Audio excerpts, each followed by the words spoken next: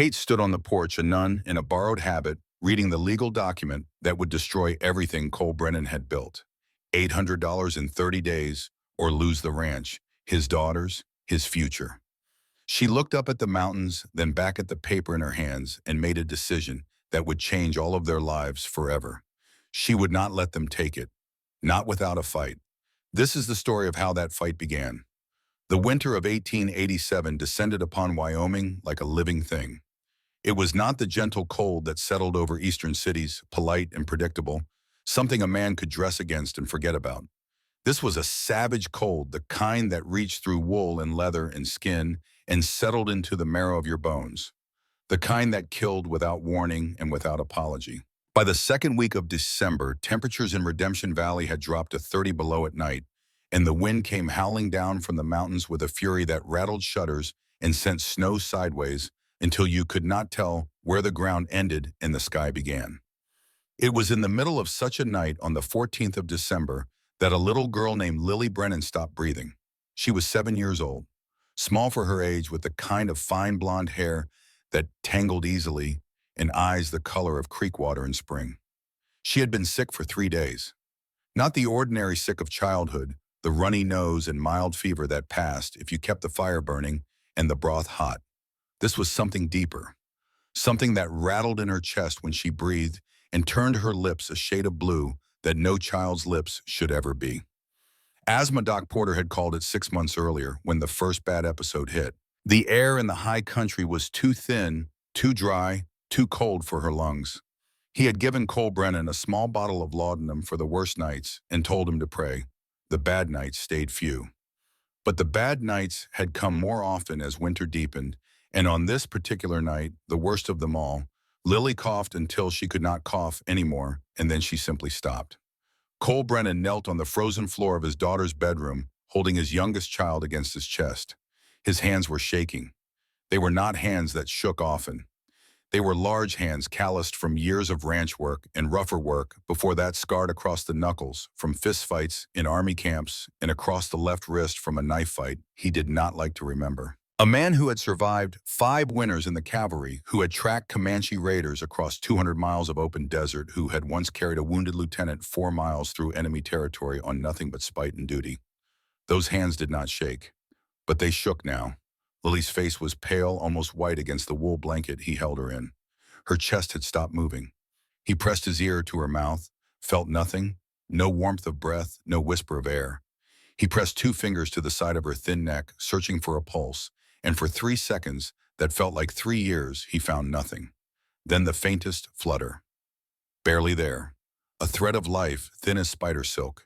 He had a choice to make, and he had to make it in seconds. Town was 8 miles away. 8 miles through a blizzard that had been building since afternoon, through snow already knee-deep on the road and drifting deeper by the minute. On foot in these conditions, a man could make it in 4 hours if the wind cooperated. On horseback, maybe 2. But the wind was not cooperating. The wind was a living enemy tonight, and it wanted him dead on that road. If he stayed, Lily might die before morning. The laudanum was empty.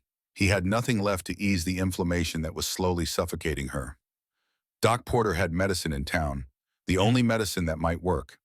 If he went, he left Emma alone in the house, 12 years old, asleep in her room down the hall, unaware that her sister was dying 10 feet away. And he left Kate Morrison, the woman who had arrived at his ranch 6 days ago, wearing a nun's habit and carrying a leather medical bag, sleeping in the guest room at the end of the corridor. He thought of Kate for exactly 1 second. Then he wrapped Lily tighter, lifted her, and carried her downstairs. He woke Kate first. He did not knock. He opened her door and stood there with his daughter in his arms, and Kate was awake before he spoke, sitting upright in bed with alert eyes that suggested she had not been deeply asleep to begin with. He told her what was happening in 3 sentences. Lily had stopped breathing. She had started again, but barely.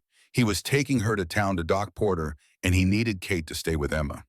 Kate did not ask questions. She did not offer sympathy or express shock. She simply stood, pulled a shawl around her shoulders, and said one thing. Wait. She disappeared into her room and came back 30 seconds later, carrying her medical bag, the same battered leather case she had carried when the stagecoach deposited her in Redemption Valley less than a week before. She opened it on the kitchen table while Cole watched, and her hands moved with a speed and certainty that surprised him. She pulled out a small glass jar filled with a thick amber liquid, then a clean cloth, then a thin wooden tube no longer than his finger. Hold her up. Tilt her head back. Cole did as he was told. Kate dipped the cloth in the amber liquid, wrung it out, and pressed it gently against Lily's mouth and nose. Then she took the wooden tube, inserted one end into the corner of Lily's mouth, and blew a single careful breath through it. Lily coughed a weak rattling sound, but a sound, then another cough slightly stronger. Kate repeated the procedure patient and precise, and after the third time, Lily drew a breath on her own. A real breath, shaky and shallow but real. Cole stared at the woman standing over his daughter. The firelight caught the side of her face, and for a moment she looked less like a nun and more like something older, something ancient and steady, a figure from a painting he had seen once in a church in Fort Worth years ago. "What did you just do?" he said. It was not quite a question. Kate sealed the jar and placed it back in her bag. Opened her airways. "She needs to be kept warm and upright for the rest of the night. Every 30 minutes I will check her breathing. If it stops again, I can do it again. But Cole, this is not a cure. This buys time. She needs Doc Porter in the morning." He looked at her for a long moment. Then he nodded once. "I will ride to town at dawn. Get him to come out here." "Do that," Kate said, and then quieter almost to herself. "She is a strong girl." Cole carried Lily back upstairs. Kate followed with a chair and her bag. They settled into the vigil of the sick room, the fire crackling in the small grate, the wind screaming outside, and the night stretching out before them like an ocean with no shore. Neither of them slept. 6 days earlier, on the 8th of December, a stagecoach had rolled into Redemption Valley, carrying a woman no one had asked for. The town of Redemption sat at the edge of a wide valley in central Wyoming, a place where the mountains closed in on three sides, and the fourth side opened onto a sweep of grassland that ran north for miles before disappearing into weather. It was not a large town. There was a general store run by a man named Henderson, a saloon called the Brass Nail, a church that doubled as a schoolhouse on weekdays, a livery stable, a jail that had not seen a prisoner in 8 months, and a scattering of houses and businesses that served the ranches and homesteads in the surrounding country. The sheriff was a man named Ben Calhoun, broad in the chest and narrow in the eyes, who kept his badge polished and his conscience somewhere he did not often visit. The doctor was Samuel Porter, 65 years old, with hands that trembled slightly when he was tired, and a reputation for honesty that had cost him more than it had earned him. Cole Brennan's ranch sat on the southwestern edge of the valley where Spring Creek ran down from the mountains and cut through the grassland to before joining the river that fed every farm and homestead for 20 miles in every direction. The ranch was not the largest in the territory, but it was well-positioned, well-watered, and productive. Cole had built it with his own hands over the course of 4 years after leaving the Army in 1882, with a small pension and a reputation as the best tracker the cavalry had produced in a decade. He had married Martha Whitfield before he left the service, a quiet woman from Nebraska with steady hands and a laugh that could fill a room. They had 3 children, Thomas the eldest, a boy of 9 when Cole first broke ground on the ranch, Emma 7 at the time, already showing signs of the stubbornness that would define her, and Lily, born 2 years later, small and fragile from the start, but fierce in her own way, the way a creek is fierce, not loud but persistent, always moving, always finding a way through. Thomas and Martha died in the spring of 1884. Yellow fever swept through the territory that season, carried by travelers on the main road and spread by water and proximity. It took Thomas first, then Martha within 9 days of each other. Cole came home from a supply run to find his eldest son already buried and his wife dying on the bed they had shared for 6 years. Doc Porter was there doing what he could, which was not much. Cole sat beside Martha until the end. She did not speak much in those final hours. But near the end, with the light fading from her eyes, she turned her head and looked at him, and what she said was not goodbye, or I love you, or take care of the girls. What she said was, do not let them be afraid. He had been trying to honor that ever since. By the time Kate Morrison arrived, Cole Brennan had not spoken to a woman in any meaningful way for nearly 3 years, had not let anyone closer than arm's length emotionally, and had built a life around routine discipline and the raising of his 2 daughters with a ferocity that bordered on obsession. He woke before dawn every morning. He worked until dark. He cooked their meals himself, cleaned the house himself, and taught Emma and Lily what he could of reading and numbers, which was not much because his own education had ended at 12 when his father died and left him to work. He hired hands for the heavy labor on the ranch, two men named Miguel and old Pete, both reliable and both wise enough to stay out of his personal affairs. He was not unkind. He was not cruel. He was simply closed. A door that had been shut and locked and the key thrown away. Kate Morrison arrived on the 8th of December aboard the afternoon stagecoach from Cheyenne, and from the moment she stepped down onto the frozen mud of Main Street, things began to shift in ways that no one, least of all Cole Brennan, could have predicted. She was not what anyone expected. The town had been told through a letter Father Patrick had delivered the previous month that a school teacher was coming to work with the children of the Brennan Ranch. Education was scarce in the high country. The nearest real school was 40 miles away in a town that most families could not afford to send their children to. Father Patrick, a traveling priest who visited Redemption every few weeks, had arranged for the local mission to send someone. What he had arranged specifically was for Mother Superior at the Boston Convent of the Sisters of Mercy to send one of her novices, a young woman who could teach reading, writing, and arithmetic, and who would live at the ranch under the supervision of the ranch household. What no one expected was a nun. Catherine Morrison, known as Sister Kate, to anyone who bothered to learn her name, stepped off the stagecoach wearing the black habit of her order, a wool cloak pulled tight against the cold, and an expression that was difficult to read. She was 26 years old, though she looked both younger and older than that younger in the softness of her features, in the way her auburn hair, cut short under her veil, curled slightly at her temples, and older in her eyes, which were gray-green, and carried a weight that had no business being in the eyes of a woman who had supposedly spent the last 8 years in prayer and study. She carried 2 bags. One held her personal belongings, which amounted to very little. A change of habit, a few books, a small wooden cross that had belonged to her mother, and a locket she kept on a chain around her neck, always tucked beneath her clothing where no one could see it. The other bag was leather, battered, and heavier than it looked. It was her medical bag.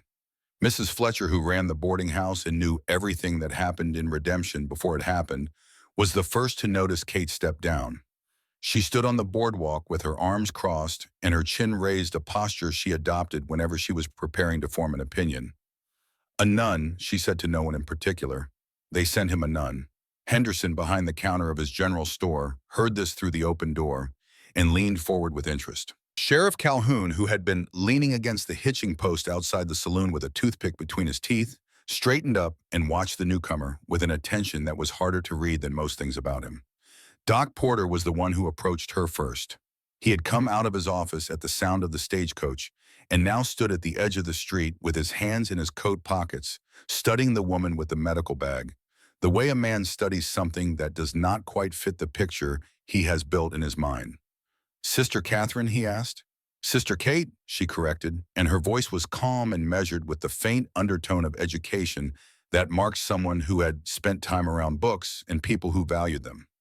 Father Patrick sent word I should ask for Dr. Porter. "You found him," Porter said. He nodded toward her bag. "That is a serious piece of equipment for a school teacher." Kate glanced down at the bag as though she had forgotten she was carrying it. "The convent requires all novices to study healing. Sickness does not observe vows, doctor. I find it does not observe much of anything." Porter almost smiled. "Almost. Cole Brennan will be here shortly to take you out to the ranch.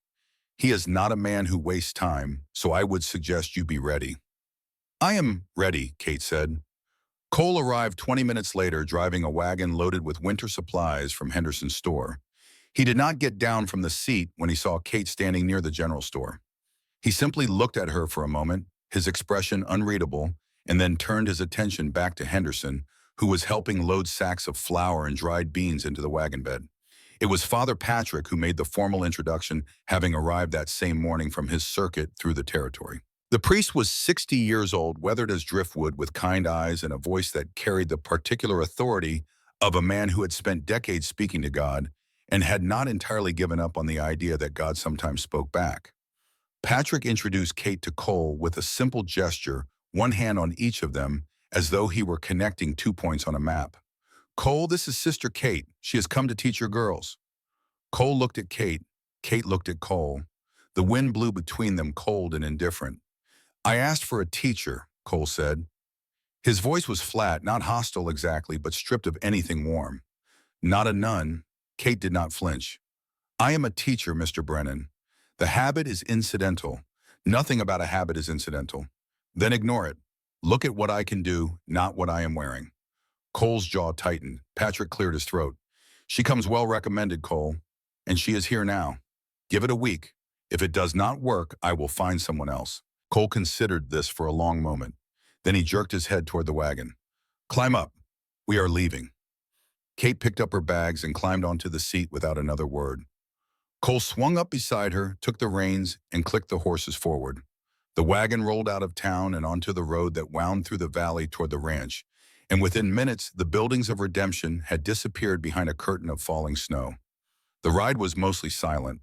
The road was rough-rutted by wagon wheels and frozen hard, and the wagon jolted and creaked with every turn. Cole kept his eyes on the horses and his hands steady on the reins. Kate sat beside him with her bags at her feet and watched the landscape unfold before them. The wide sweep of white grassland, the dark line of cottonwood trees along the creek, the mountains rising on either side like cathedral walls. It was Cole who broke the silence, and when he did, it was not with pleasantries. My girls do not need prayers, he said. They need to learn to read. That is all I need from you. You are not paying anything, Kate pointed out. The mission is covering my expenses. Then the mission is getting a bargain, Cole said, because all I need is that my daughters can read a book and do their numbers by spring. After that, you can go back to Boston and pray for the rest of your life, and it will not make any difference to me. Kate was quiet for a moment. Then she said, Mr. Brennan, I did not come here to pray. I came here because someone had to come, and I was the one who was available. If you would like to tell me about your daughters, what they need, what they struggle with, I would rather hear it from you than guess. Cole glanced at her sideways. Something shifted in his expression, not softening exactly, but a slight adjustment, the way a man adjusts his grip on reins when the road changes beneath him. Emma is 12, he said, sharp as a tack. Reads better than most men in this town already, but she is stubborn as a mule and twice as mean when she wants to be. She does not like strangers. She especially does not like women who might be trying to replace her mother. He paused. Kate said nothing, waiting. Lily is 7. She is different, gentle, curious about everything. She asks questions that do not have answers and then makes up the answers herself, and half the time hers are better than anything I could come up with. But she has got asthma, bad lungs, the cold hits her hard. Some nights are worse than others. Another pause, longer this time. Martha, my wife, she has been gone 3 years. The girls remember her. I want them to keep remembering her. I do not want anyone in this house trying to fill that space. It cannot be filled. You understand? I understand, Kate said. And she did. The ranch came into view around a bend in the road, and Cole watched Kate's face as she took it in for the first time. The house was a solid 2-story structure of weathered timber, well built, but plain, with a stone chimney that sent a thin column of smoke into the gray sky. The barn stood 50 yards away, large and painted red, its doors half open. A corral held a dozen horses, and beyond the corral, the grazing land stretched out in all directions, dotted with cattle whose breath rose in small clouds in the frozen air. It was a good ranch, a man's ranch, a place built by work and kept alive by work, with no decoration and no pretense, and nothing about it that suggested anything other than survival and purpose. Kate took it all in without comment. Then she turned to Cole and said, "It is a good place to raise children." Cole looked at her, surprised by the simplicity of the observation and the fact that it was exactly right. He said nothing, but he nodded. The first evening at the ranch was awkward in the way that first evenings always are when strangers are forced to share a table. Rosa, the housekeeper, had prepared a simple dinner of venison stew and cornbread, and the family gathered around the kitchen table with the fire burning in the hearth, and the wind howling outside and the silence between them thick enough to cut. Emma sat across from Kate and stared at her with an expression that made no effort to hide its hostility. She was 12 years old with her father's dark hair and her mother's sharp cheekbones, and she had the particular talent of 12-year-old girls for making adults uncomfortable without saying a word. Lily sat beside Emma, her small hands wrapped around a bowl of stew she was barely touching. She watched Kate with open curiosity, tilting her head to one side the way a bird does when it encounters something new and interesting. Cole ate in silence, watching the dynamics at the table the way a man watches a landscape for signs of weather. It was Lily who spoke first. "Are you really a nun?" she asked. Kate smiled. It was a small smile, not forced but careful, as though she were testing the expression to make sure it fit. "Yes, at least I am a novice. That means I am still learning." "What does a nun do?" Lily asked. "We pray, we teach, we help the sick. We try to be useful to the world." "Do you like it?" Kate paused before answering. It was a short pause, barely noticeable to anyone who was not watching closely. But Cole was watching closely. "I like the teaching," Kate said, "and the healing. The rest I am still deciding." Emma spoke, then her voice flat and deliberate. "Pa says we do not need prayers. We need practical things. Your father is a practical man," Kate said, "and he is right. So am I practical. Tomorrow I would like to start teaching you both, reading first, then arithmetic. And Lily, I brought some books from Boston that I think you might enjoy." Lily's eyes brightened. "What kind of books?" "Stories," Kate said, "about girls who go on adventures. Girls who solve puzzles and discover things and do not wait around for someone else to do it for them." Lily looked at her father. Cole raised an eyebrow but said nothing. "Can we?" Lily asked.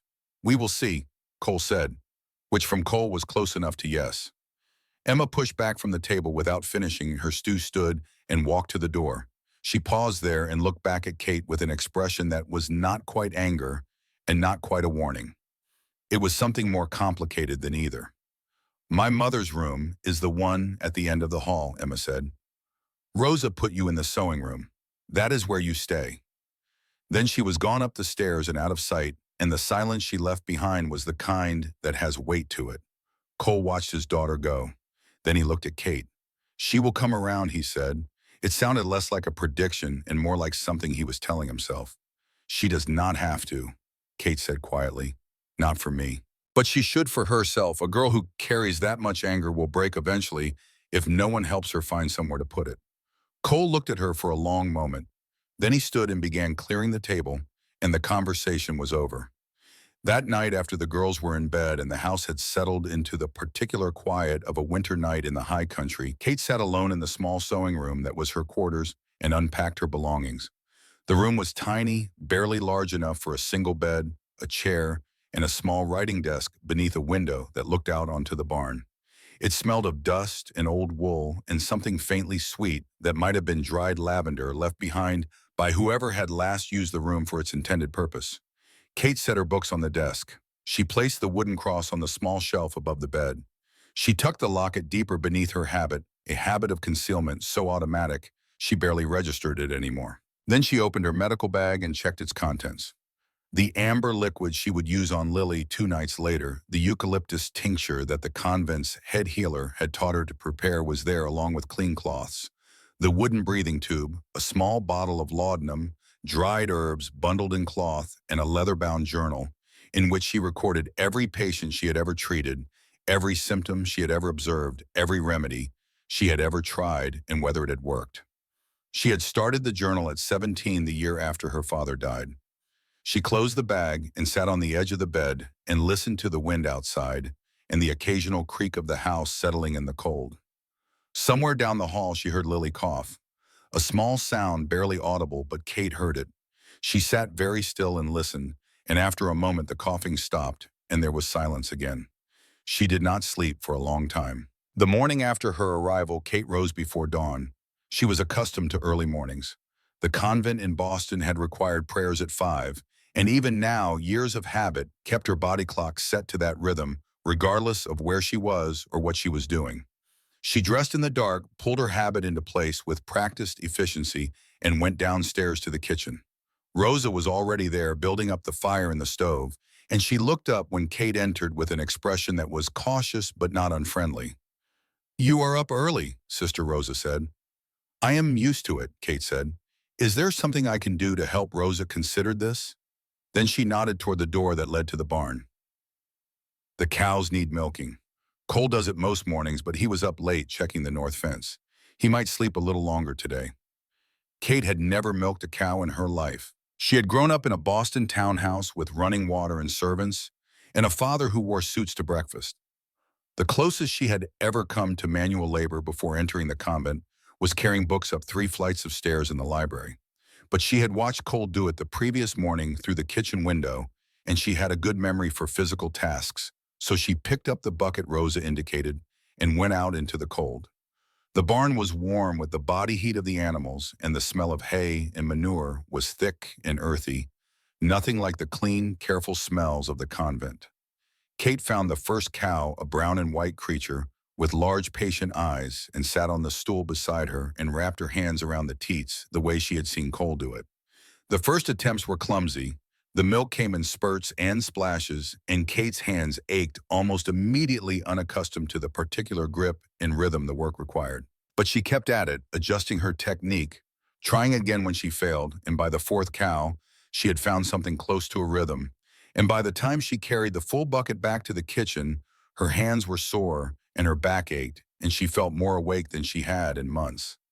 Cole was in the kitchen when she returned, drinking coffee and watching her come in with the bucket. He looked at her hands, red and raw from the cold and the work, and something flickered across his face that might have been surprise or might have been respect. He did not comment on it. "Girls will be up in an hour," he said. "Breakfast first, then you can start the lessons." "Thank you," Kate said. He nodded and drank his coffee and said nothing else, and the morning continued in the particular quiet of people who are learning to share a space without yet knowing how. The first lesson took place in the sitting room, which served as the ranch's common area, and was the warmest room in the house by virtue of the large stone fireplace that dominated one wall. Kate arranged 2 chairs near the fire and set her books on a low table between them, and when Emma and Lily came down, scrubbed and dressed for the day, she gestured them into the chairs with a calm authority that left no room for argument. Emma sat with her arms crossed and her jaw set, radiating resistance. Lily sat forward with her hands in her lap and her eyes on the stack of books, bright with anticipation. Kate began with Lily because Lily was willing, and because sometimes the best way to reach a resistant child is to let them watch another child enjoy something first. She opened a book, a slim volume of adventure stories that she had carried from Boston, stories of brave girls and dangerous journeys and mysteries solved through cleverness rather than strength. She read aloud, her voice steady and warm, and as she read, she let the words paint pictures in the air between them. A girl crossing a frozen river on stepping stones. A girl decoding a cipher left by a missing father. A girl standing alone on a cliff above a churning sea, choosing to go forward instead of back. Lily listened with her whole body leaning closer with every sentence, her lips slightly parted, her eyes wide. And Emma listened too, though she pretended not to. Kate could see it in the way Emma's gaze drifted toward the book, the way her fingers uncrossed and then crossed again, the way the tension in her jaw eased by degrees as the story pulled her in, despite herself. When Kate finished the first story, she closed the book and looked at Emma directly. "Emma, your father tells me you already read well. Better than most adults in this town." Emma said nothing, but her chin lifted slightly, a flicker of pride she could not quite suppress. "Then you do not need me to teach you to read," Kate continued. "You already know how. What I can teach you is something different, something your father does not know, and most men in this valley do not know, and something that might matter more than anything else I could give you." What Emma asked, and it was the first word she had spoken directly to Kate, unguarded, pulled out of her by curiosity before her defenses could stop it. Kate leaned forward. "How to read the law. How to understand the documents that men use to take land, to make deals, to decide who owns what and who has the right to do what. Your father is a strong man. He built this ranch with his own hands. But there are men in this world who do not fight with fists or guns. They fight with paperwork. And if you cannot read that paperwork, if you do not understand what it says, they will use it against you, and you will not even know it is happening." Emma was very still. "Can you teach me that?" she asked. "I can teach you everything," Kate said, "if you will let me." Emma looked at her for a long time, then she uncrossed her arms and pulled her chair slightly closer to the table. "Show me," she said. Kate smiled. It was the real smile this time, not the careful one, and it transformed her face entirely, warming it, making her look her age for once instead of older. The lesson continued for 2 hours. By the end of it, Lily had learned the first 5 letters of the alphabet through a game Kate invented on the spot, matching letters to objects around the room. And Emma had begun working through a simplified version of a property deed that Kate had drafted from memory based on documents she had studied in her father's library as a child. Cole watched from the doorway for a while before either of them noticed him. He watched the way a man watches something he does not entirely understand but recognizes as important. Then he turned and went back to his work without a word. It was on the 3rd day after Kate's arrival that Ezra Blackwood first came to the ranch. The morning had been ordinary enough. Kate had continued the lessons, and Rosa had prepared lunch, and Cole had ridden out early to check the cattle on the north pasture. The afternoon was gray and cold, with a low ceiling of cloud that pressed down on the valley like a lid, and the light was already fading by 3 o'clock, the way it did in December, when the sun barely cleared the mountains before beginning its retreat. Kate was in the sitting room with Emma working through another section of the property deed when she heard the horses. Multiple horses, more than one, approaching from the road at a pace that was not quite a trot and not quite a walk. A deliberate pace, the pace of men who wanted to be heard coming but did not want to appear rushed. She went to the window. 4 riders. Led by a man on a black horse, tall and broad, wearing a coat that was expensive in a way that stood out sharply against the rough, practical clothing of everyone else Kate had seen in Redemption Valley. The coat was dark wool, well cut, with a fur collar that spoke of Eastern tailoring and a budget that most ranchers in the territory could not have imagined. The man himself was 48, perhaps older, with a face that had been handsome once but had been altered by time and violence into something harder and more angular. A scar ran from his left temple to his jaw, pale against skin that was weathered brown by years of outdoor living. His eyes were the flat, pale blue of a winter sky with nothing behind it. Kate had seen men like this before, not in the convent and not in Boston society, but in the courthouse where she had spent hours as a child watching her father work. Men who wore good clothes and spoke in smooth voices and had something fundamentally wrong in the way they looked at the world, as though everyone and everything in it was either useful to them or an obstacle to be removed. She turned from the window. Emma, go upstairs and find Lily. Stay in your room until I come for you. Emma, to her credit, did not argue. She read something in Kate's voice that overrode her usual stubbornness, and she went quickly and quietly, and Kate heard her footsteps on the stairs and then silence. Kate went to the front door and opened it. The man on the black horse smiled when he saw her. It was not a pleasant smile. It was the smile of a man who had just been given information he found amusing. Well, he said, Cole Brennan has got himself a nun.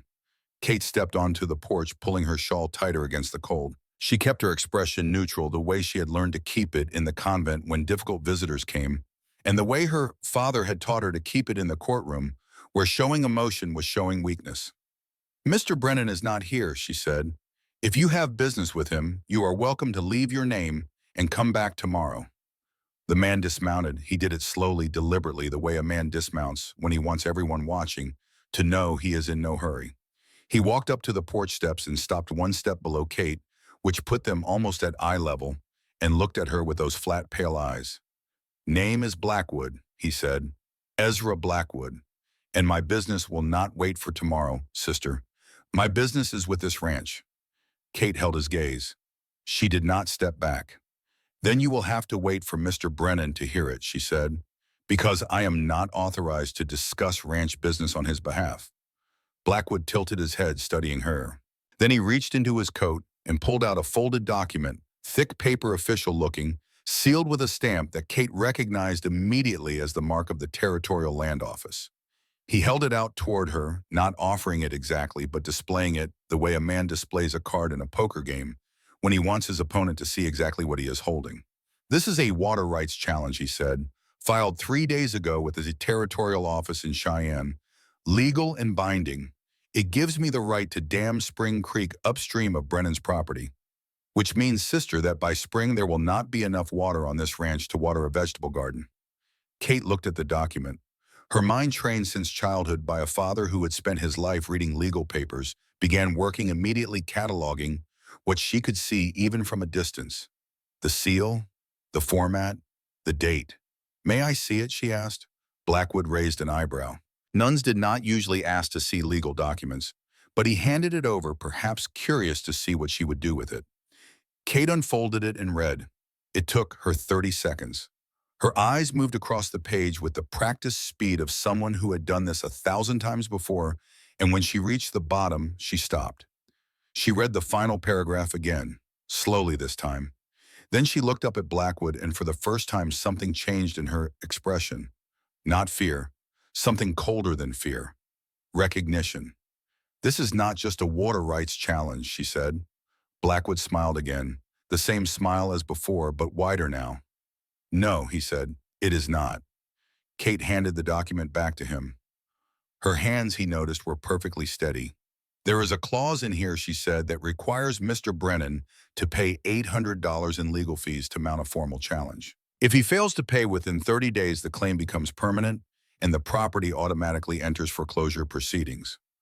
Blackwood folded the document and tucked it back into his coat. "That is the law," he said. "That is a trap," Kate said. "Call it what you like, sister. The clock starts today." 30 days. He tipped an imaginary hat, turned, and walked back to his horse. He mounted with the same deliberate ease and looked down at her one last time. "Tell Brennan I said hello," he said, "and tell him I am a reasonable man. If he wants to sell before the deadline, I will give him a fair price. More than fair. But if he wants to fight it," he shrugged, "well, the law is the law." He turned his horse and rode away, his 3 men following in silence, and Kate stood on the porch and watched them go until they disappeared around the bend in the road and the sound of hooves faded into the wind, and she was alone again with the document's words burning in her mind and the realization cold and clear as the air around her that Ezra Blackwood had not come to negotiate. He had come to take. Cole returned at dusk cold and tired and found Kate sitting at the kitchen table with the legal document spread before her and a sheet of paper beside it covered in notes in her careful handwriting. Rosa was setting the table for dinner. The girls were upstairs, still in their room as Kate had asked them to stay. Cole looked at the document, then at Kate, then at the notes. "What is this?" he said. Kate told him everything. Blackwood's visit, the water rights challenge, the legal trap buried in the fine print, the 30-day deadline, the $800 that Cole did not have and could not get in time. Cole listened without interrupting. When she finished, he picked up the document and read it himself slowly, his lips moving slightly as he worked through the legal language that was clearly not second nature to him. When he reached the end, he set it down and stood very still for a long time. $800, he said. "Yes, I do not have $800. I know." Cole looked at her across the table. The firelight moved across his face, and for just a moment, Kate saw something beneath the hardness, beneath the control, something raw and frightened. Not for himself, for his daughters, for the ranch that was the only home they had ever known, for the life he had built from nothing after losing everything that mattered. "What do you suggest?" he said. And the fact that he asked her, that he turned to a woman he had known less than a week for counsel on the most serious threat his family had ever faced, told Kate more about Cole Brennan than anything else he had said or done since she arrived. She took a breath. Then she laid her hands flat on the table and looked at him steadily. "I suggest we do not fight him the way he expects us to fight him," she said. "He expects you to panic, to spend whatever money you have on a lawyer who will lose anyway because the system is already tilted in his favor. He expects you to sell. That is what he wants. That is what this whole thing is designed to make you do. Then what do? We find the flaw. Every legal document has one. Every trap has a weakness. Your land is yours, Cole. The water has been yours for years. Blackwood filed this challenge, but that does not mean it is unassailable. It means someone has to be smart enough to see where it fails." Cole looked at her for a long time. The kitchen was quiet except for the crackling of the fire and the distant sound of the wind. "Can you do that?" he said. "Find the flaw." Kate met his eyes. "I grew up reading legal documents at my father's knee, Mr. Brennan. If there is a weakness in this challenge, I will find it." He nodded. Once. The way a man nods when he has made a decision and is not going to change his mind. "Then find it," he said. And so it began. That night, long after Cole had gone to bed, and Rosa had banked the fire and the house had fallen quiet, Kate sat alone at the kitchen table with a single candle burning and the legal document before her and a fresh sheet of paper beside it. She read the challenge again, word by word, the way her father had taught her to read anything that mattered. Not for meaning alone, but for structure, for the logic underneath the language, for the place where the argument held and the place where it did not. She wrote notes, questions, observations. She filled 3 pages before the candle burned low, and when she finally set down her pen and looked at what she had written, one question stood out from all the others, circled twice in her careful hand. When was the original survey conducted and under what territorial law? It was a small question, a technical question, the kind of question that most people would not think to ask and that Blackwood almost certainly had not anticipated anyone asking. But Kate had spent 8 years in a convent learning patience and discipline and the particular kind of attention that comes from years of quiet. And she had spent the first 18 years of her life in a household where questions were the most important thing a person could ask. She blew out the candle and sat in the darkness for a while, listening to the house breathe around her. And she thought about the question, and she thought about Blackwood, and she thought about the 30 days that had begun ticking down the moment he rode away from this ranch. And she thought about the sealed letter she had burned the first night she arrived, the one from Mother Superior, the one addressed to whoever found it if Sister Catherine did not survive. She had burned it without reading it because some doors once opened cannot be closed again. But now sitting in the dark with Blackwood's legal trap spread before her and the weight of a family's future pressing down on her shoulders, she wondered what the letter had said. And she wondered whether the life she had been running from for 8 years was finally catching up to her. Here in this valley, in this house in the middle of nowhere, where she had come expecting to teach children and had found instead something far more dangerous. Something that required her to stop running and start fighting. The 30 days began their count on a Tuesday. Kate knew this because she had written it at the top of the first page of her legal ledger, the small leather notebook she had begun keeping the night Blackwood rode away from the ranch. She wrote the date in her careful hand, and beneath it, she wrote the number 30, and beside it, she drew a single line, and each morning after that, she added another line, a tally of days consumed, days gone, days that could not be recovered. It was a habit she had learned from her father, who had kept similar ledgers throughout his career on the bench. Time, he had told her once, is the only currency that cannot be earned back. When you are in a fight, you must always know exactly how much you have left. She had 26 days left when the first piece of information arrived. It came not from Blackwood and not from the land office in Cheyenne, but from Sheriff Calhoun, who rode out to the ranch on a Wednesday morning with a telegram he claimed had arrived the previous evening, but which Kate suspected had been held overnight deliberately. The telegram was from the Territorial Land Office. It confirmed Blackwood's water rights challenge, restated the 30-day deadline, and added a single line that made Kate's stomach drop when she read it. It said that any formal challenge to the claim must be accompanied not only by the $800 filing fee, but also by an independent survey of the disputed water source conducted by a licensed territorial surveyor at the challenger's expense. A surveyor's fee was another $200. Money Cole did not have. Money that no one in Redemption Valley would lend to a man whose land was already in the process of being taken from him. Calhoun delivered the telegram with a neutral expression that Kate had learned over the past several days to distrust entirely. The sheriff was a large man, not fat but solid, with the kind of face that seemed built for authority, but had over the years settled into something softer and more accommodating. He smiled easily. He agreed readily. And he never, Kate had noticed, contradicted Ezra Blackwood on anything. "Anything you need from my office," Sister Calhoun said, tipping his hat, "you just let me know." Kate thanked him and watched him ride away, and then stood on the porch for a long time holding the telegram and looking at the mountains and thinking about the way a man looks at a woman when he is pretending not to be watching her, which was exactly the way Calhoun had looked at her when he handed over the paper. That evening, she told Cole about the surveyor requirement. Cole read the telegram, twice set it on the table, and sat in silence for several minutes. The fire crackled. Rosa moved quietly in the kitchen, setting out plates for dinner. Upstairs, Lily coughed once, a short bark that echoed down the stairwell, and then stopped. Cole looked at Kate across the table. "He is adding costs," he said. "Every time we find a way to fight, he adds another cost." "Yes," Kate said. "It is not about the money," "No," Kate said.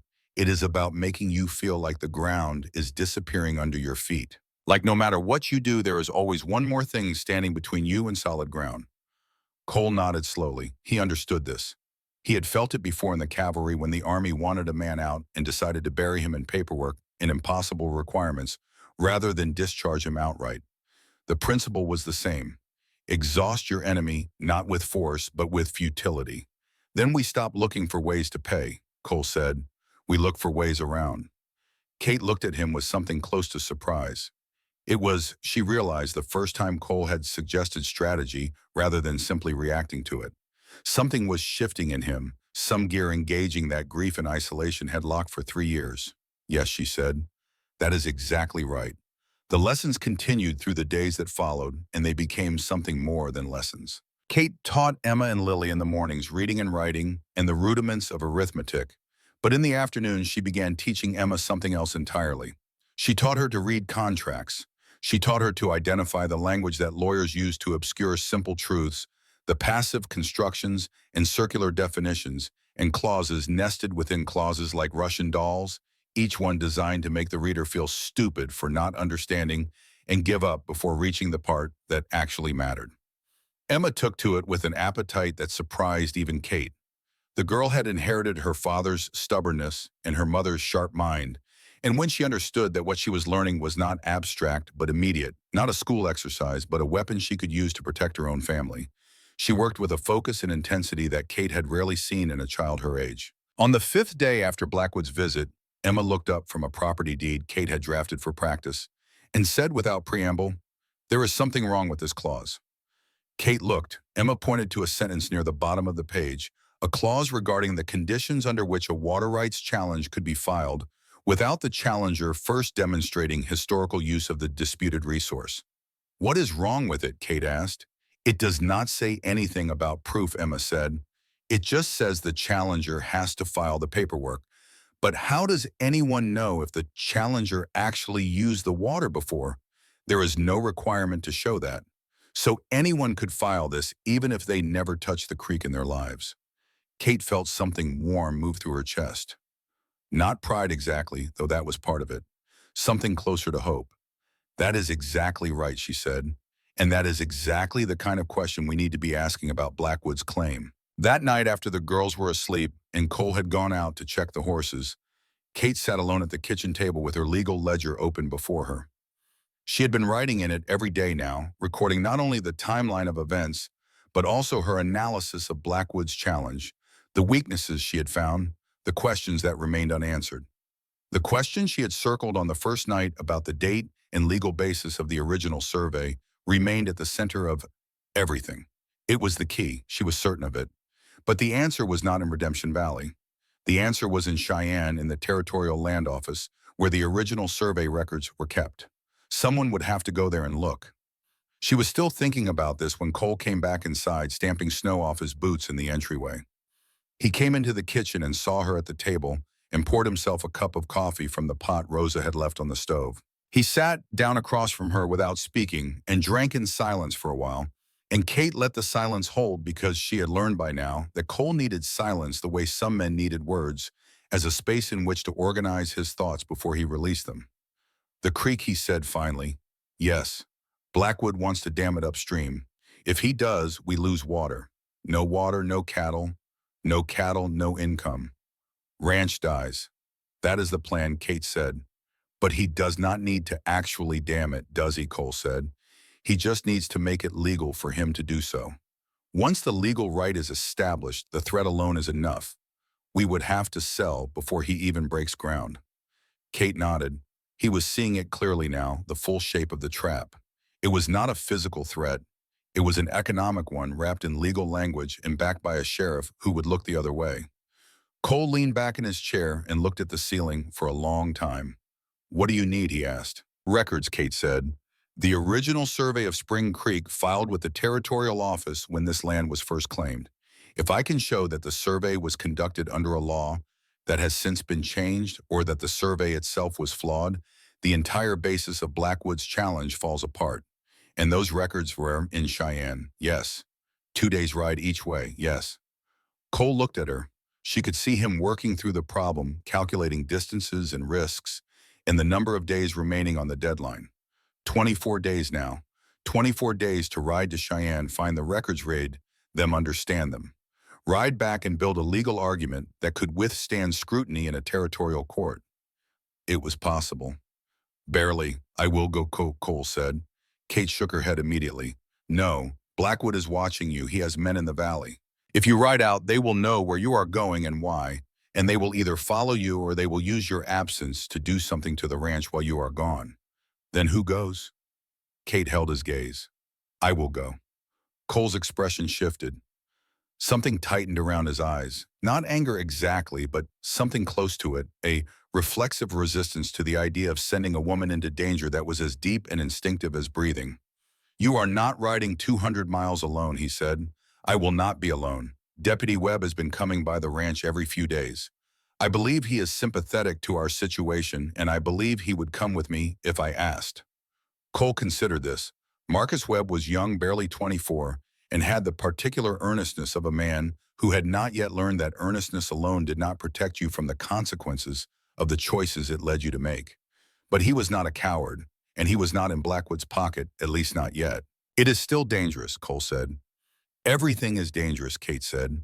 Staying here is dangerous. Doing nothing is the most dangerous thing of all. Another silence. Longer this time. Cole stared at the fire and Kate watched him, and the house creaked around them in the cold. And somewhere outside, the wind shifted direction, pushing against the windows with a sound like breath. Be careful, he said finally. It was not permission exactly. It was something closer to surrender, the moment when a man realizes that the person beside him is not going to be stopped, and that the only choice left is whether to stand beside her or stand in her way. I will, Kate said. She left the next morning before dawn, with Deputy Marcus Webb riding beside her on a dun gelding and a pack horse behind them carrying enough supplies for 5 days. Cole stood on the porch and watched them go, Emma beside him, with her arms wrapped around herself against the cold. Lily was still asleep upstairs, still recovering from her latest episode, still fragile in the way that children with bad lungs are always fragile in winter. Rosa stood in the doorway behind Cole, and as Kate turned her horse and rode out of the yard, she saw Rosa cross herself quickly, the gesture so practiced and automatic that it was over before it began, and Kate understood that Rosa was not praying for her safety alone. She was praying for all of them. The road to Cheyenne wound south and east out of the valley, climbing first through a series of rocky switchbacks before descending into the broader plains where the land flattened and the sky opened up and the wind hit you broadside with nothing to stop it for 100 miles. Kate had never ridden this far on horseback before. Her body protested almost immediately, her thighs aching from the unfamiliar grip, her back stiffening with every mile. But she did not slow down and she did not complain.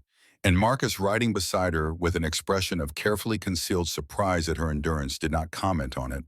They rode through the morning in silence, the kind of silence that settles between two people who are focused on the same destination and have nothing yet to say to each other about it.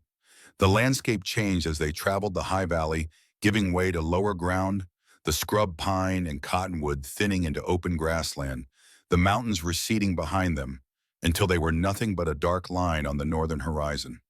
It was Marcus who broke the silence late in the morning when they stopped to water the horses at a shallow creek. Sister, he said, I have been thinking about something.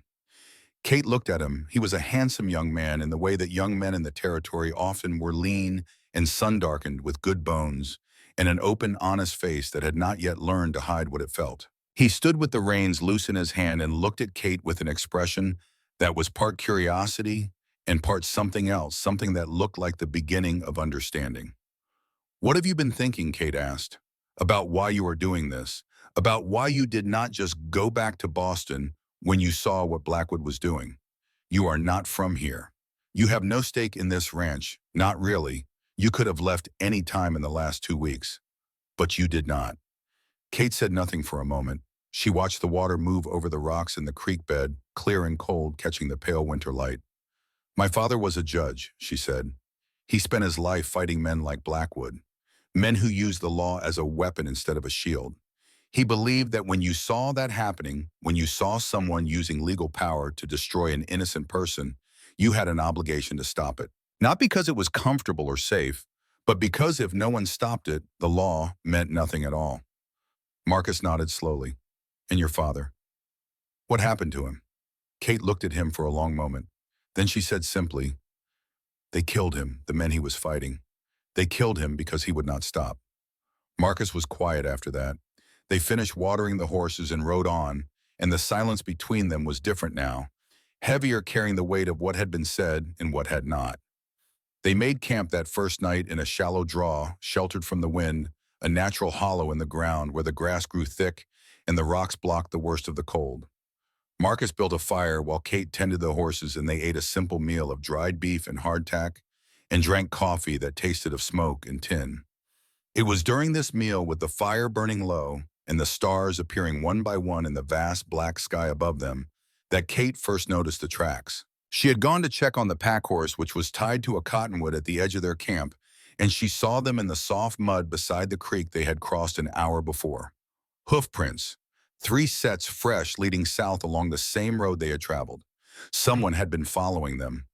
Someone who had been close enough to see them cross the creek, but far enough back to remain unseen. She returned to the fire and sat down beside Marcus and did not mention the tracks immediately.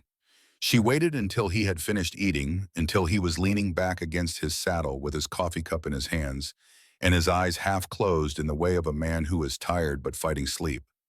Then she said casually, as though it were an afterthought, "We have company." Marcus came alert instantly, his hand moving to the pistol at his hip. "How many?" "3 horses. I saw their tracks by the creek. They are behind us, probably a mile back. They have been following us since at least this afternoon." Marcus's jaw tightened. Blackwood's men, almost certainly. "What do we do?" Kate thought about this for a moment. Then she said, "We do nothing. Tonight we sleep, or at least we pretend to. Tomorrow we ride faster. If they wanted to stop us, they would have done it already. They are watching, not acting. That means Blackwood wants to know what we find in Cheyenne before he decides what to do about it." Marcus considered this. It made sense. Blackwood was not a man who acted without information. He would want to know whether Kate's legal theory had any merit before he committed to stopping her from pursuing it. "But if we find what we are looking for," Marcus said, "and they know we found it, then it becomes a different conversation," Kate said, "and we will deal with that when it happens." They rode hard the next day, pushing the horses as fast as the terrain allowed, and by late afternoon the outskirts of Cheyenne appeared on the horizon, a cluster of buildings and church steeples, rising from the flat land like an apparition. Kate felt something loosen in her chest when she saw it, not relief exactly, but something adjacent to it. The particular feeling of a person who has been moving toward a destination and has finally seen it come into view. The Territorial Land Office was a brick building on the main street, small and official looking, with a painted sign above the door and curtains drawn back from windows that let in the gray afternoon light. Kate dismounted and tied her horse to the hitching post and went inside alone, leaving Marcus to stable both horses at the livery down the street. The clerk behind the counter was a thin man with spectacles and ink-stained fingers, the kind of man who spent his days surrounded by paper and had developed over years of this occupation a particular wariness toward anyone who came in asking questions. He looked at Kate, at her nun's habit, at the expression on her face that was neither timid nor apologetic, and his wariness sharpened into something closer to suspicion. "Can I help you, sister?" he asked. "I need to see the original survey records for Spring Creek in Redemption Valley," Kate said. "The survey that established the water rights for the properties along that creek. I believe it was conducted sometime in the late 1870s. The clerk's eyebrows rose slightly. "Those would be territorial records, not something we hand out to just anyone." "I am not asking you to hand them out," Kate said. "I am asking to see them. I have a legitimate legal interest in the information they contain." "And what would that interest be?" "I am assisting a property owner in challenging a water rights claim that has been filed against his land. The claim references an original survey. I need to verify the terms and conditions under which that survey was conducted." The clerk studied her for a long moment. Then he nodded slowly, as though he had decided something. "Wait here," he said, and he disappeared through a door at the back of the office. Kate waited. The office was quiet, the kind of institutional quiet that comes from years of paperwork and procedure, and she stood at the counter and looked at the shelves of files and ledgers that lined the walls, and thought about her father, who had spent his entire life in rooms like this one, surrounded by the paper machinery of justice.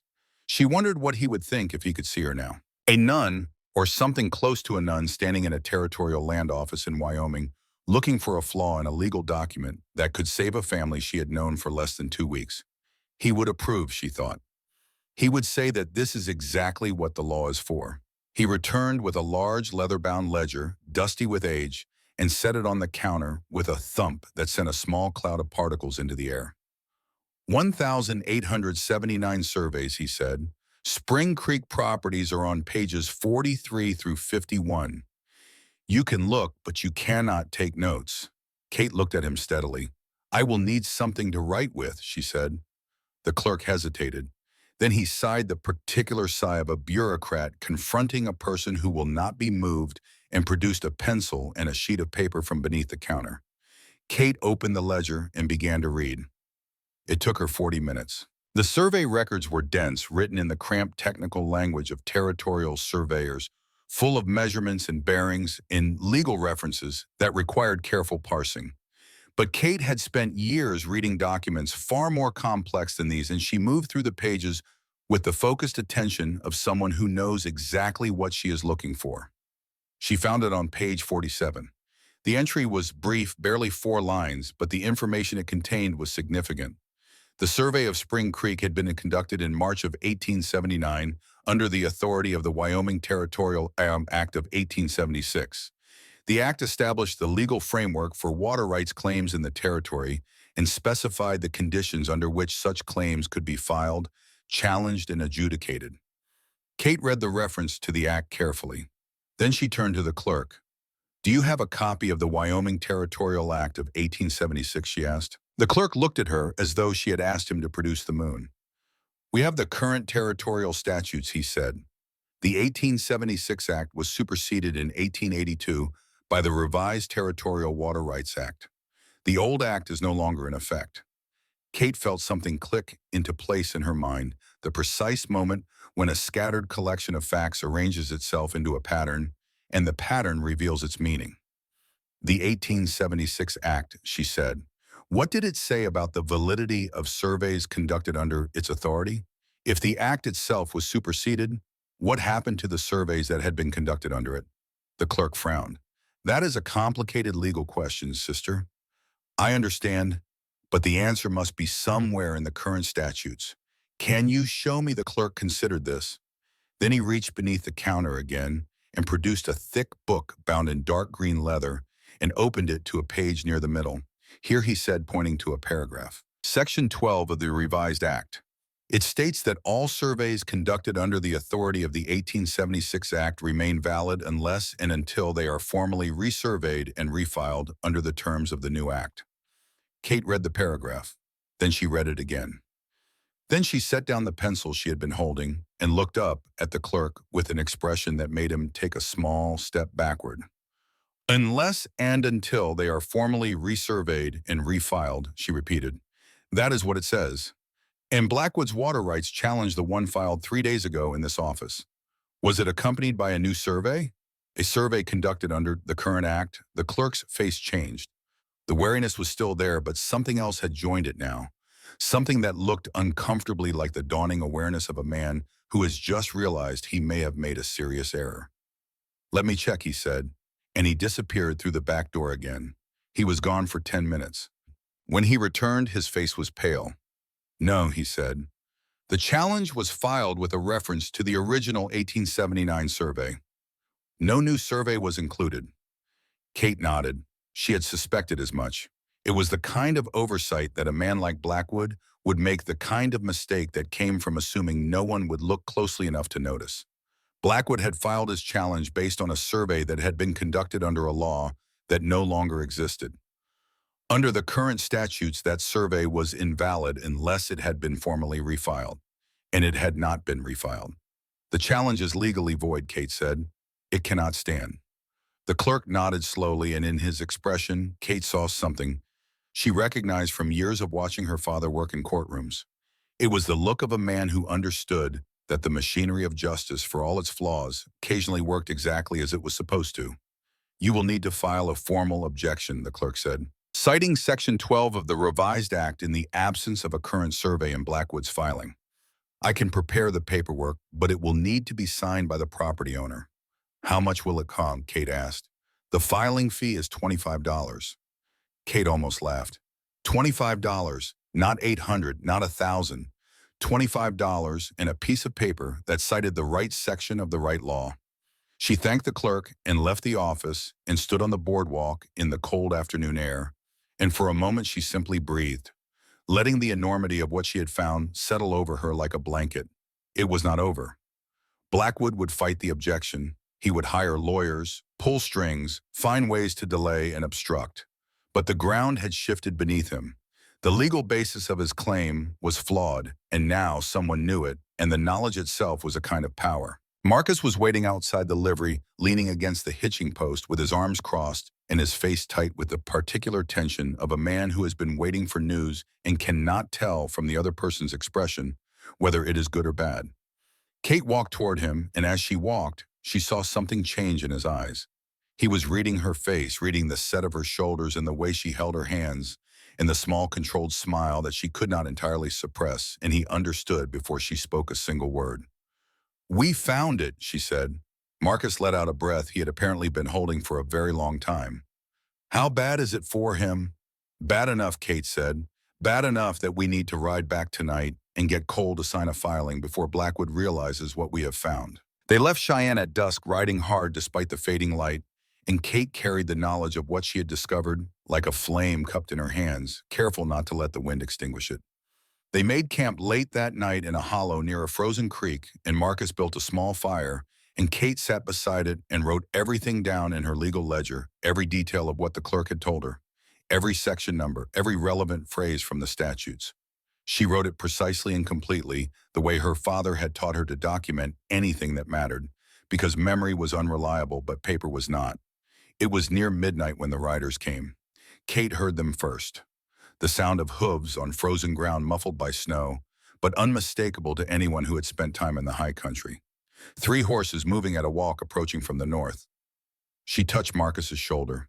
He was half asleep, his head nodding against his saddle, and he came awake instantly, his hand finding his pistol in the darkness with the practiced ease of a man who had slept with a weapon within reach since he was old enough to carry one.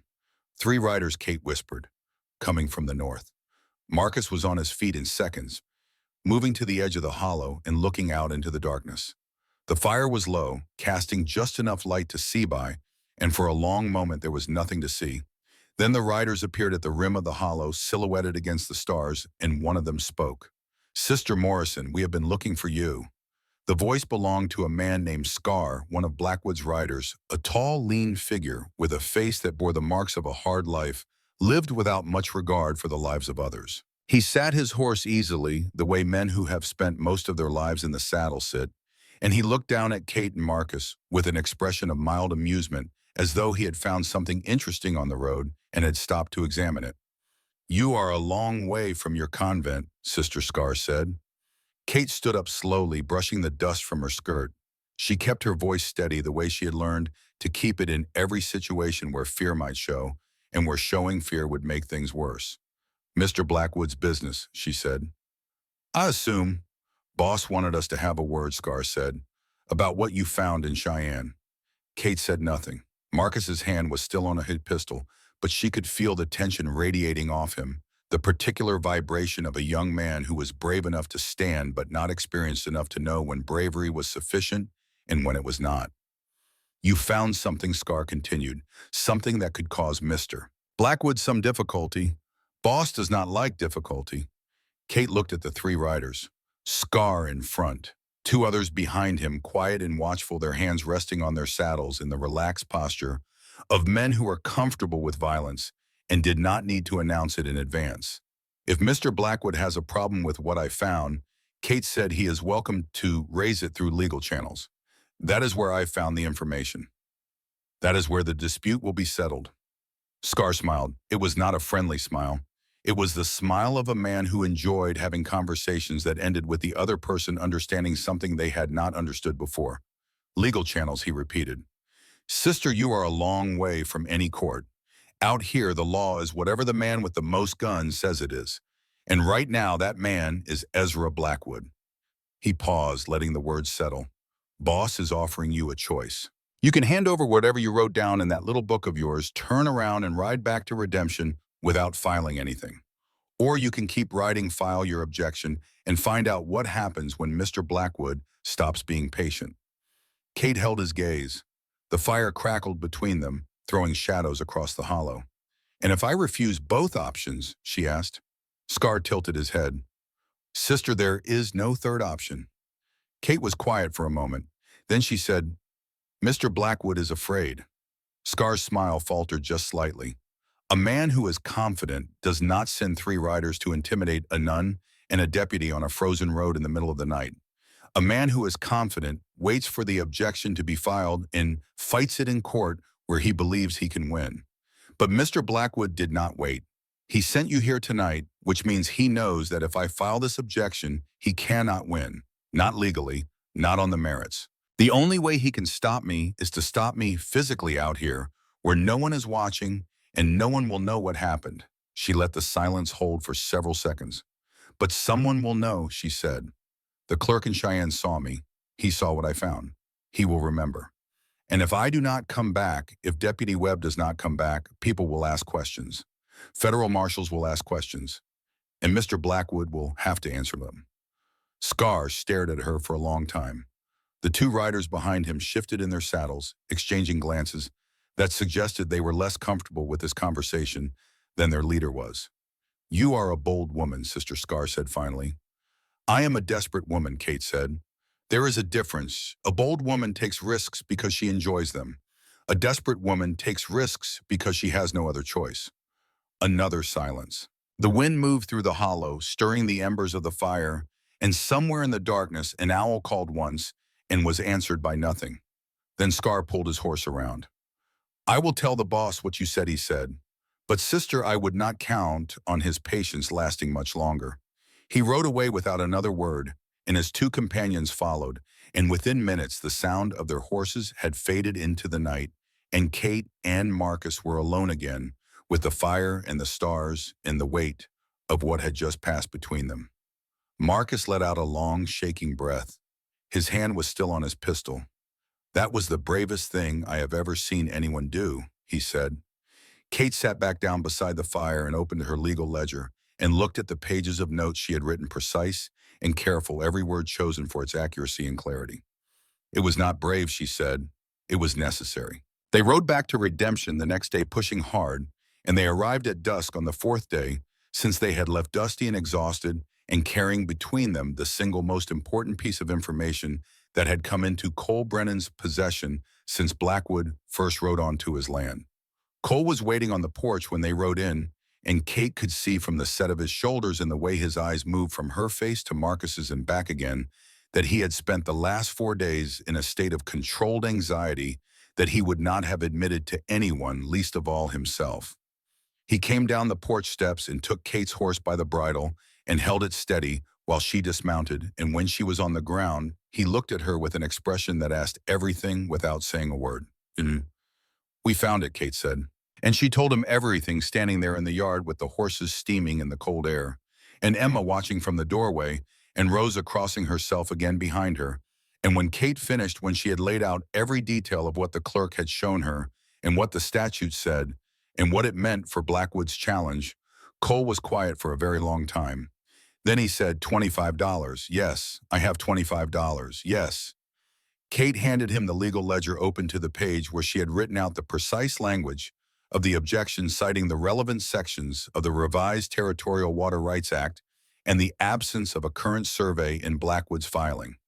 Cole read it slowly, his lips moving slightly as he worked through the legal language, and when he reached the end, he looked up at Kate. This will work, he said. It was not a question. It will work, Kate said. Unless Blackwood can get a new survey filed before your objection is processed, which would take weeks at minimum. We need to file first, as soon as possible. Cole nodded. Then he did something Kate had not seen him do before. He reached out and took her hand briefly, a single press of his calloused fingers against hers, and the touch was so unexpected and so unguarded that Kate felt it like a physical shock, a current running up her arm and settling somewhere behind her sternum. Thank you, he said. Then he let go and turned and walked back toward the house, and Kate stood in the yard for a moment longer, feeling the ghost of his hand against hers and the cold air on her face and the particular sensation of a battle that had not yet been won, but had for the first time become winnable. Cole rode to town the next morning with the objection and the $25 and filed it with the territorial clerk at the Redemption Post Office, which forwarded it to Cheyenne by telegraph. The filing was confirmed by noon. By evening, the news had spread through the town the way news always spread in small places, quickly and incompletely, with details added and altered at each telling, until the version that reached Blackwood bore only a passing resemblance to the original event. But the essential fact remained intact. Cole Brennan had filed a legal objection to Blackwood's water rights challenge, and the objection cited a flaw in Blackwood's claim that, if sustained, would render the entire challenge void. Blackwood's response came that same night. Kate was in the sitting room with Emma reviewing the day's lessons by lamplight when she heard it. A single gunshot, distant but clear, echoing off the mountains in the frozen ground in a way that made it impossible to tell exactly where it had come from. Then silence. Cole was upstairs putting Lily to bed. Rosa was in the kitchen. Marcus, who had stayed in town, was not there. Kate set down the book she was holding and listened.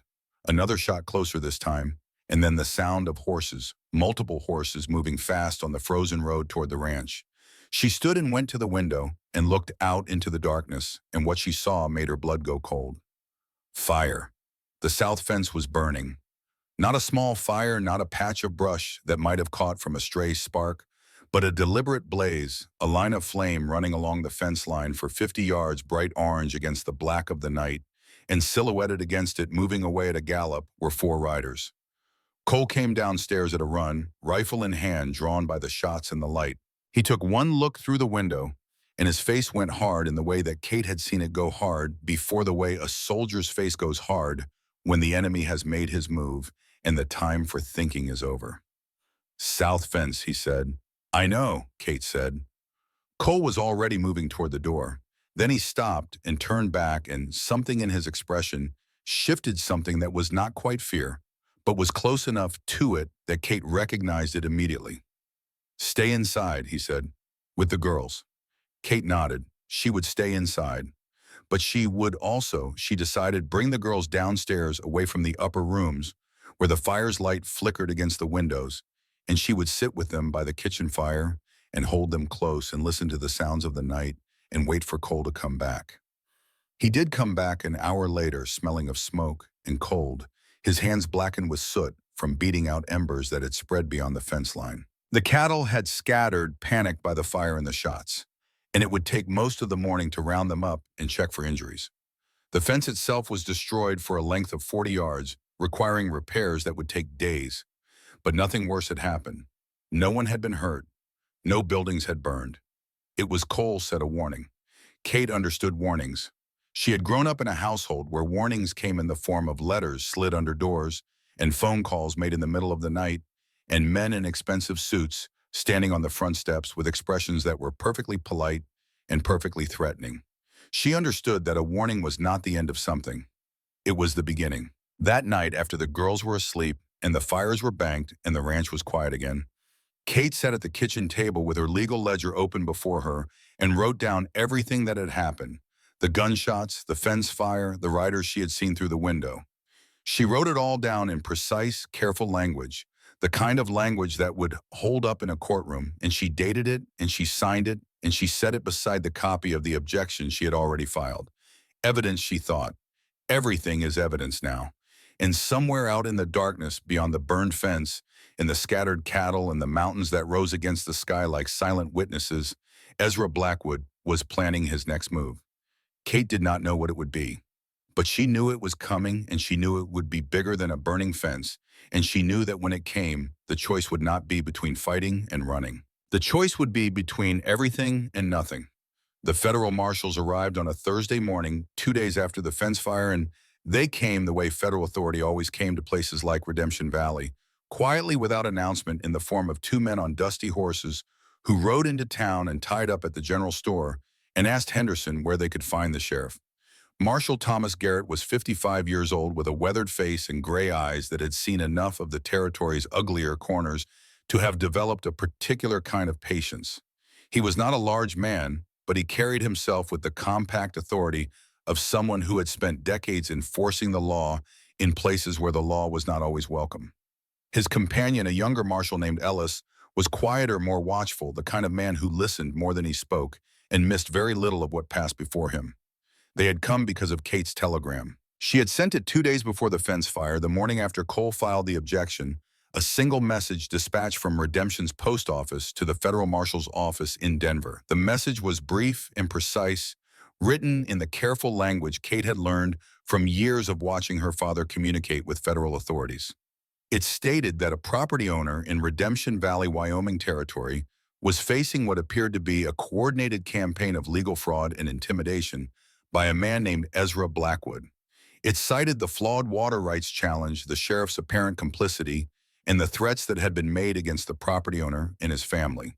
It requested that a federal marshal be dispatched to investigate.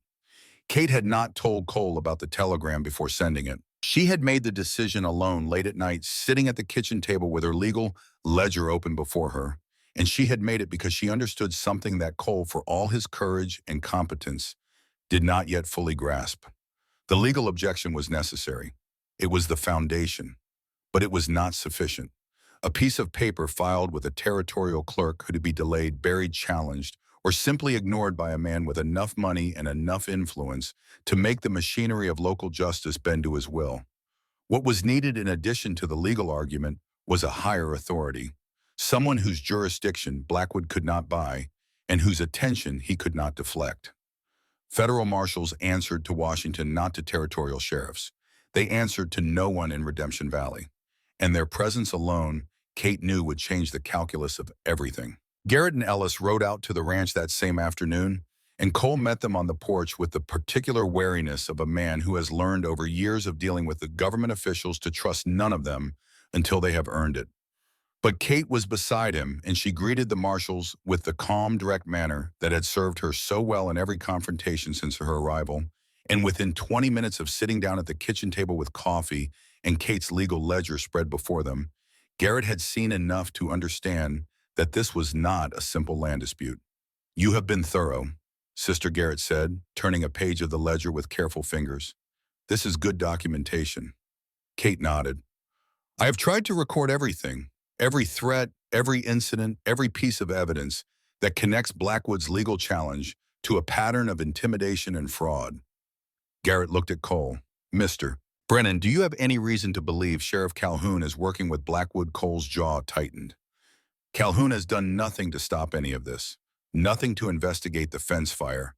Nothing to protect my family. And he filed a survey in Cheyenne that closed the one legal loophole we found right before Kate discovered the deeper flaw in Blackwood's claim. That is not incompetence, Marshal. That is cooperation." Garrett nodded slowly.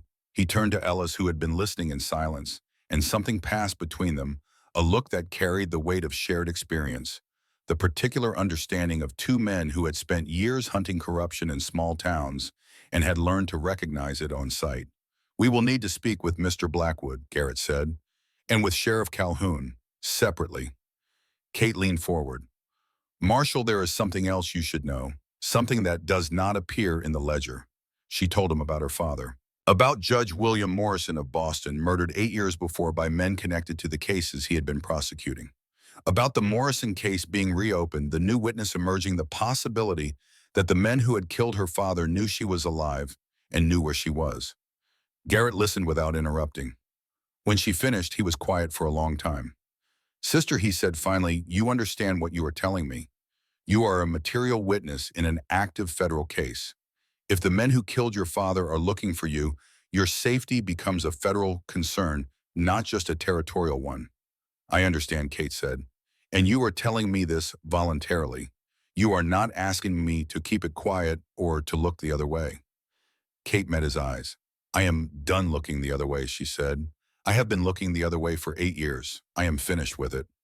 Garrett studied her for a moment. Then he nodded once with the particular respect that a man gives when he recognizes something in another person that he values deeply, which was courage of a very specific and very rare kind. "We will handle Blackwood first," he said. "Then we will deal with Boston."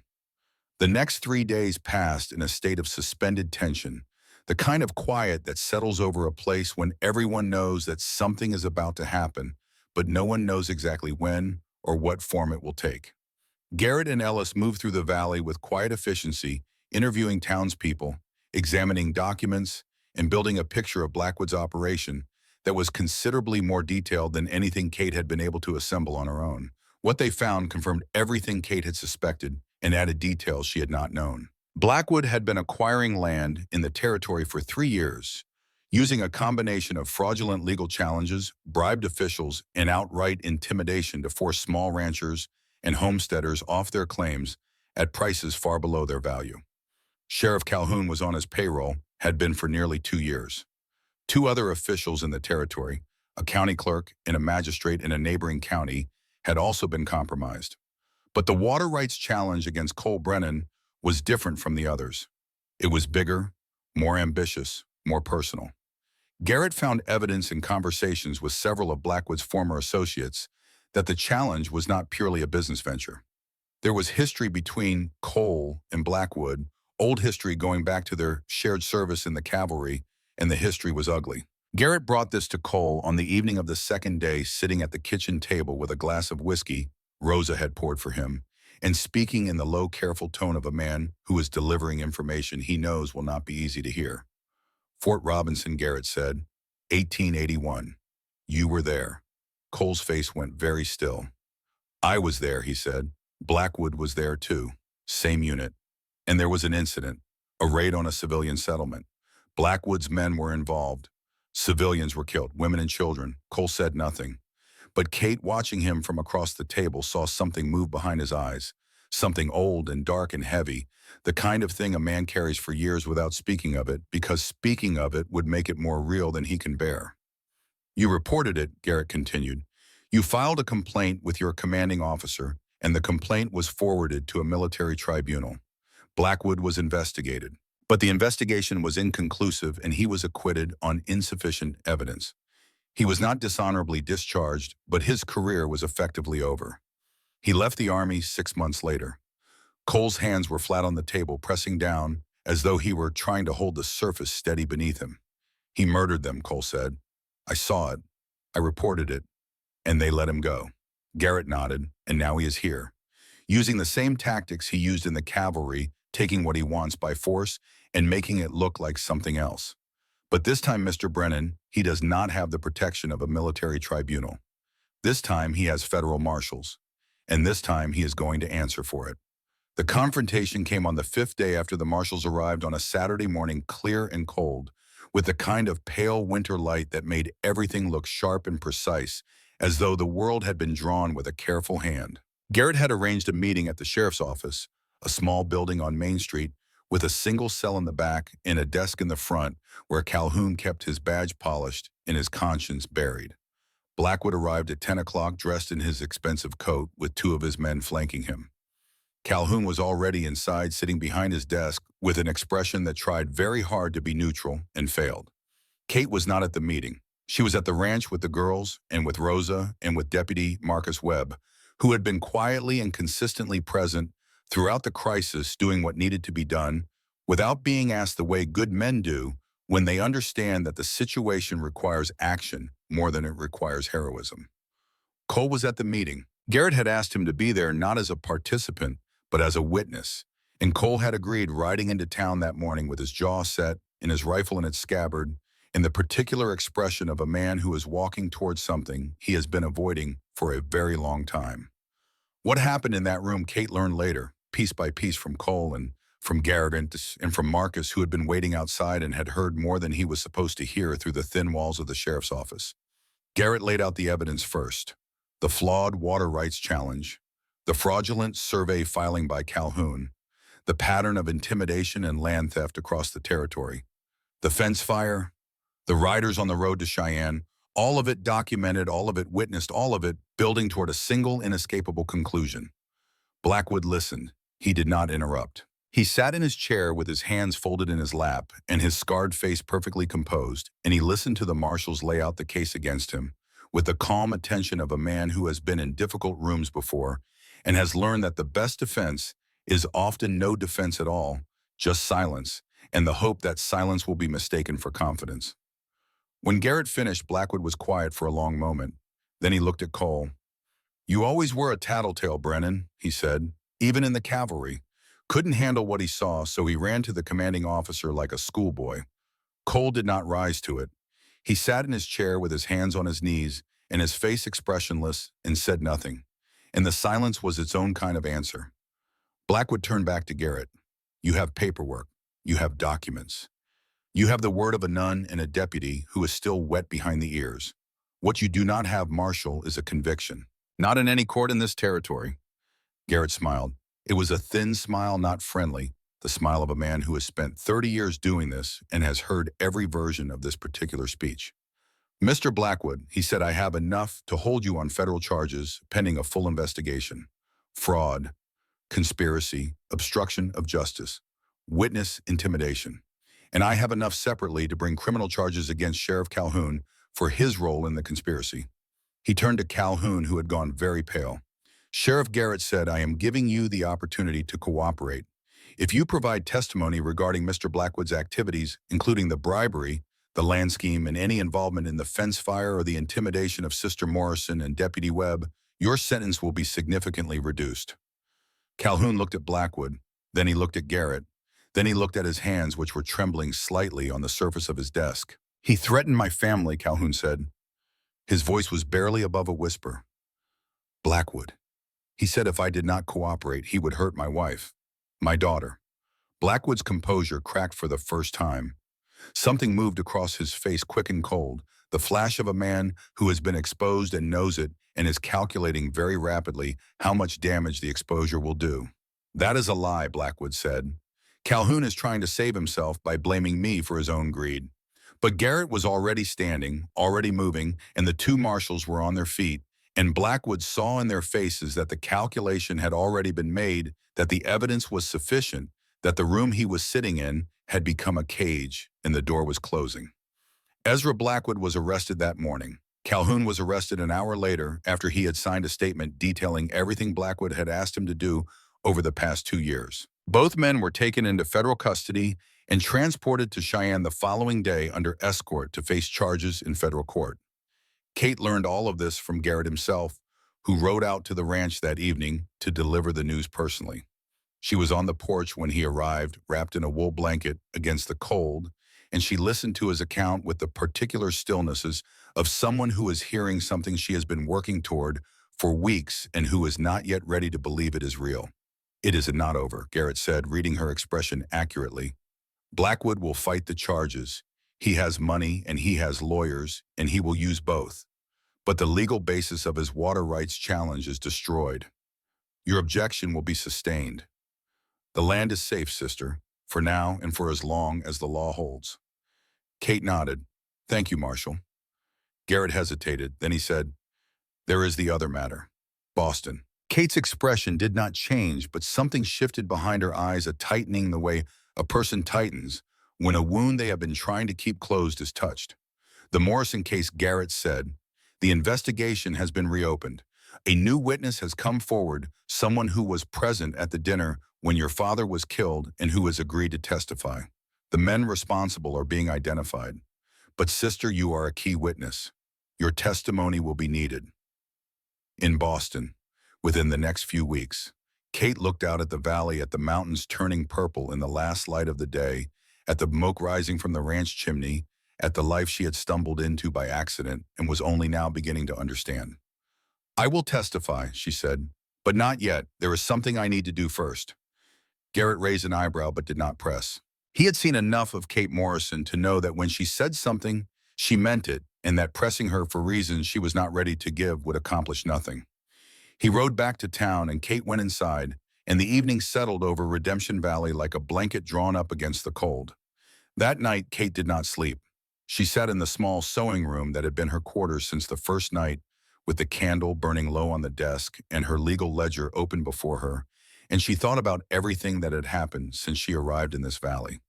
The blizzard and Lily's crisis, the lessons with Emma, Blackwood's arrival and his trap, the ride to Cheyenne, the confrontation on the road, the marshals, the arrest.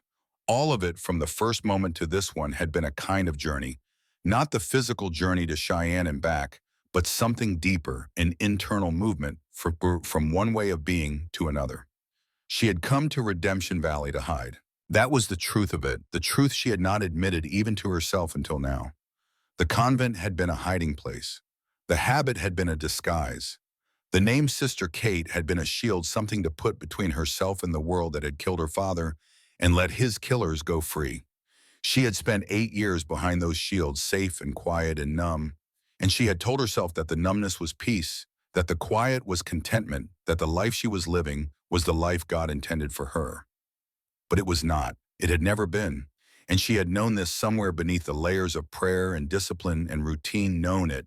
The way you know the weather is changing before you see the clouds, a feeling in the bones, a restlessness that no amount of silence could quiet. She had come here to hide, and instead, she had found something she had not expected to find. A family, a purpose, a reason to stop running and start living. The question now was what to do with that knowledge. She picked up her pen and opened the ledger to a fresh page and began to write. Not legal notes this time, not evidence or documentation, but something more personal, more honest. She wrote about her father, about the night he died, the sound of the gunshots, the way he had looked at her across the dining table with an expression that was not fear, but something closer to apology, as though he were sorry for leaving her in a world that would require her to be stronger than he had hoped. She wrote about the years in the convent, the silence, in the prayer, in the slow, gradual numbing of everything that made her feel alive. And she wrote about Redemption Valley, about Cole and Emma and Lily and Rosa, and the way the light fell on the mountains in the late afternoon, and the way it felt to stand on solid ground after years of floating. She wrote for a long time, and when she finally set down the pen, the candle had burned to a stub, and the first gray light of dawn was seeping through the window, and she felt something she had not felt in 8 years. Not peace exactly. Something rawer than peace. Something that felt like the beginning of a life that had not yet been lived. The morning after Blackwood's arrest, Kate found Cole at Martha's grave.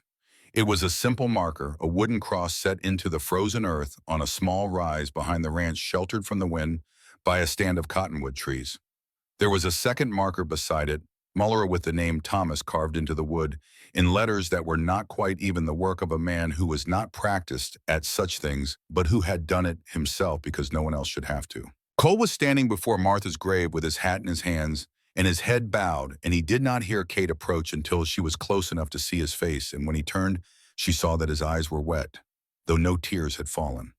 She stopped at the edge of the clearing and said nothing, because there are moments when silence is the only thing that does not intrude, and this was one of them. Cole looked at her for a long moment. Then he said, "I told her I would keep the girls safe. That was the last thing she asked me. Keep them from being afraid." Kate nodded. "For 3 years I thought that meant keeping them here, keeping the ranch, keeping everything the same as it was when she was alive. I thought if I could hold on to this place, I could hold on to her, to what we had." He looked down at the grave. "But Martha did not ask me to hold on," he said.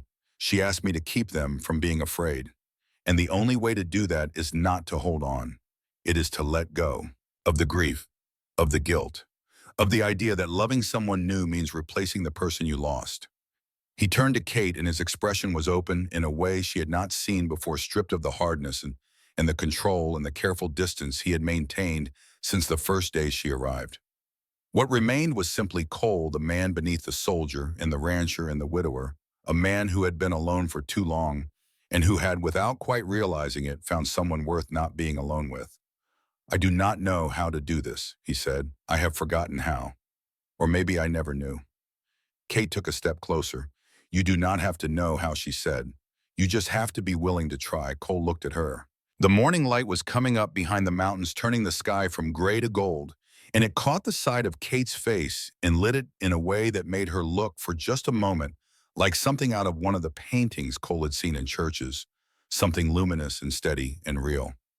"Will you stay?" he asked. Kate held his gaze. She thought about the convent in Boston, about Mother Superior, about the life she had been living before she came here. She thought about the vows she had taken, or rather the vows she had not taken because she was a novice still, and novices had not yet made the permanent commitment that would bind them for life. She thought about Father Patrick, who had sent her here, and who would understand she believed whatever she decided. And she thought about Lily, whose breathing had improved in the days since Kate had been tending her, and about Emma, who had begun reading legal documents with a fluency that astonished everyone who witnessed it, and about the way the ranch felt in the mornings, with the smoke rising from the chimney, and the horses breathing steam in the cold air, and the sound of children's voices carrying across the yard. "I am staying," she said.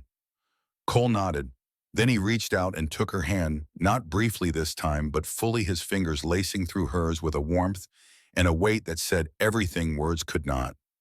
They stood like that for a while in the pale morning light, beside the graves of the people they had lost, and the silence between them was not empty, but full of everything that had brought them to this place, and everything that would follow from it. Father Patrick arrived 3 days later, riding in from his circuit, with snow in his hair, and a traveling bag over his saddle, and the particular expression of a man who has heard rumors and has come to see for himself whether they are true.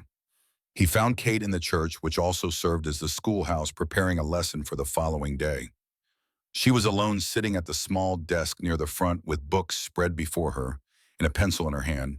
And when Patrick entered, she looked up at him with an expression that was calm and clear and carried none of the guilt or uncertainty he had expected to see. "Catherine," he said. "Father," she said. He sat down in one of the small chairs that the children used during lessons, a chair that was too small for him and that creaked under his weight, and he looked at her for a long time without speaking. Patrick was not a man who rushed to fill silence. He had spent decades in prayer, and silence was as natural to him as breathing. "I have heard," he said finally, "that you are planning to leave the order." Kate set down her pencil. "Yes." "And marry Cole Brennan?" "Yes." Patrick nodded slowly.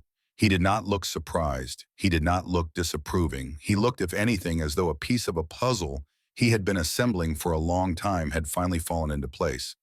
"Catherine," he said, "I sent you here because Mother Superior asked me to find a place for you. A place where you could teach and where you would be gay and where you could serve God in the way the order required. But I did not send you here because I believed you belonged in a convent." Kate looked at him. "I have known you since you were 18 years old," Patrick continued. "I watched you come to Boston after your father died, broken and terrified, and I watched you walk into that convent like a woman walking into a tomb. And I have prayed every day since that God would show you the way out. Not because the convent was wrong, but because you were wrong for it. You were always meant for something else, Catherine. Something that required you to be in the world, not apart from it." Kate felt something tighten in her throat, a pressure that had nothing to do with sickness and everything to do with the particular relief that comes when someone you trust tells you that the thing you have been afraid to believe about yourself is true.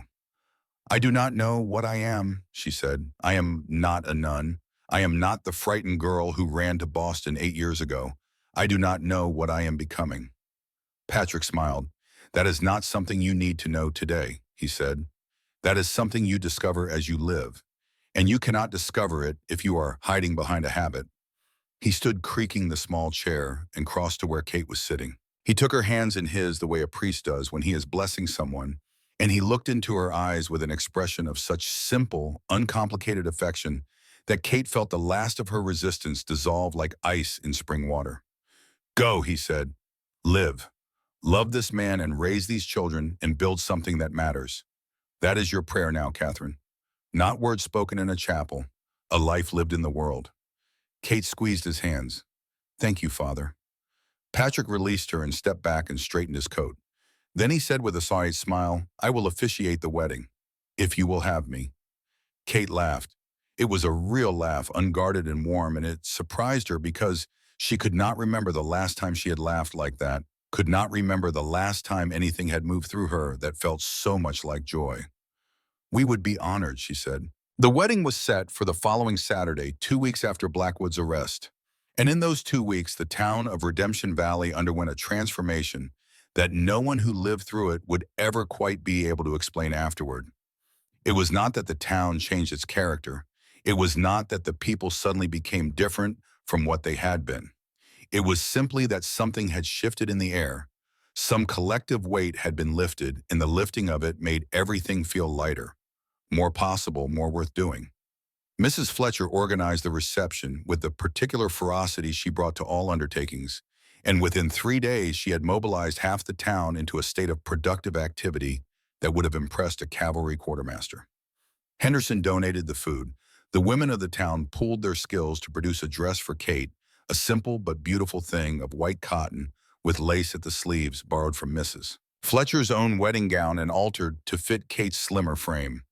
Rosa, who had watched the entire drama unfold from the kitchen with the quiet loyalty of someone who understood exactly what was at stake and had never once wavered in her support, wept openly when she saw Kate in the dress and said nothing at all because there was nothing to say that the tears did not already express.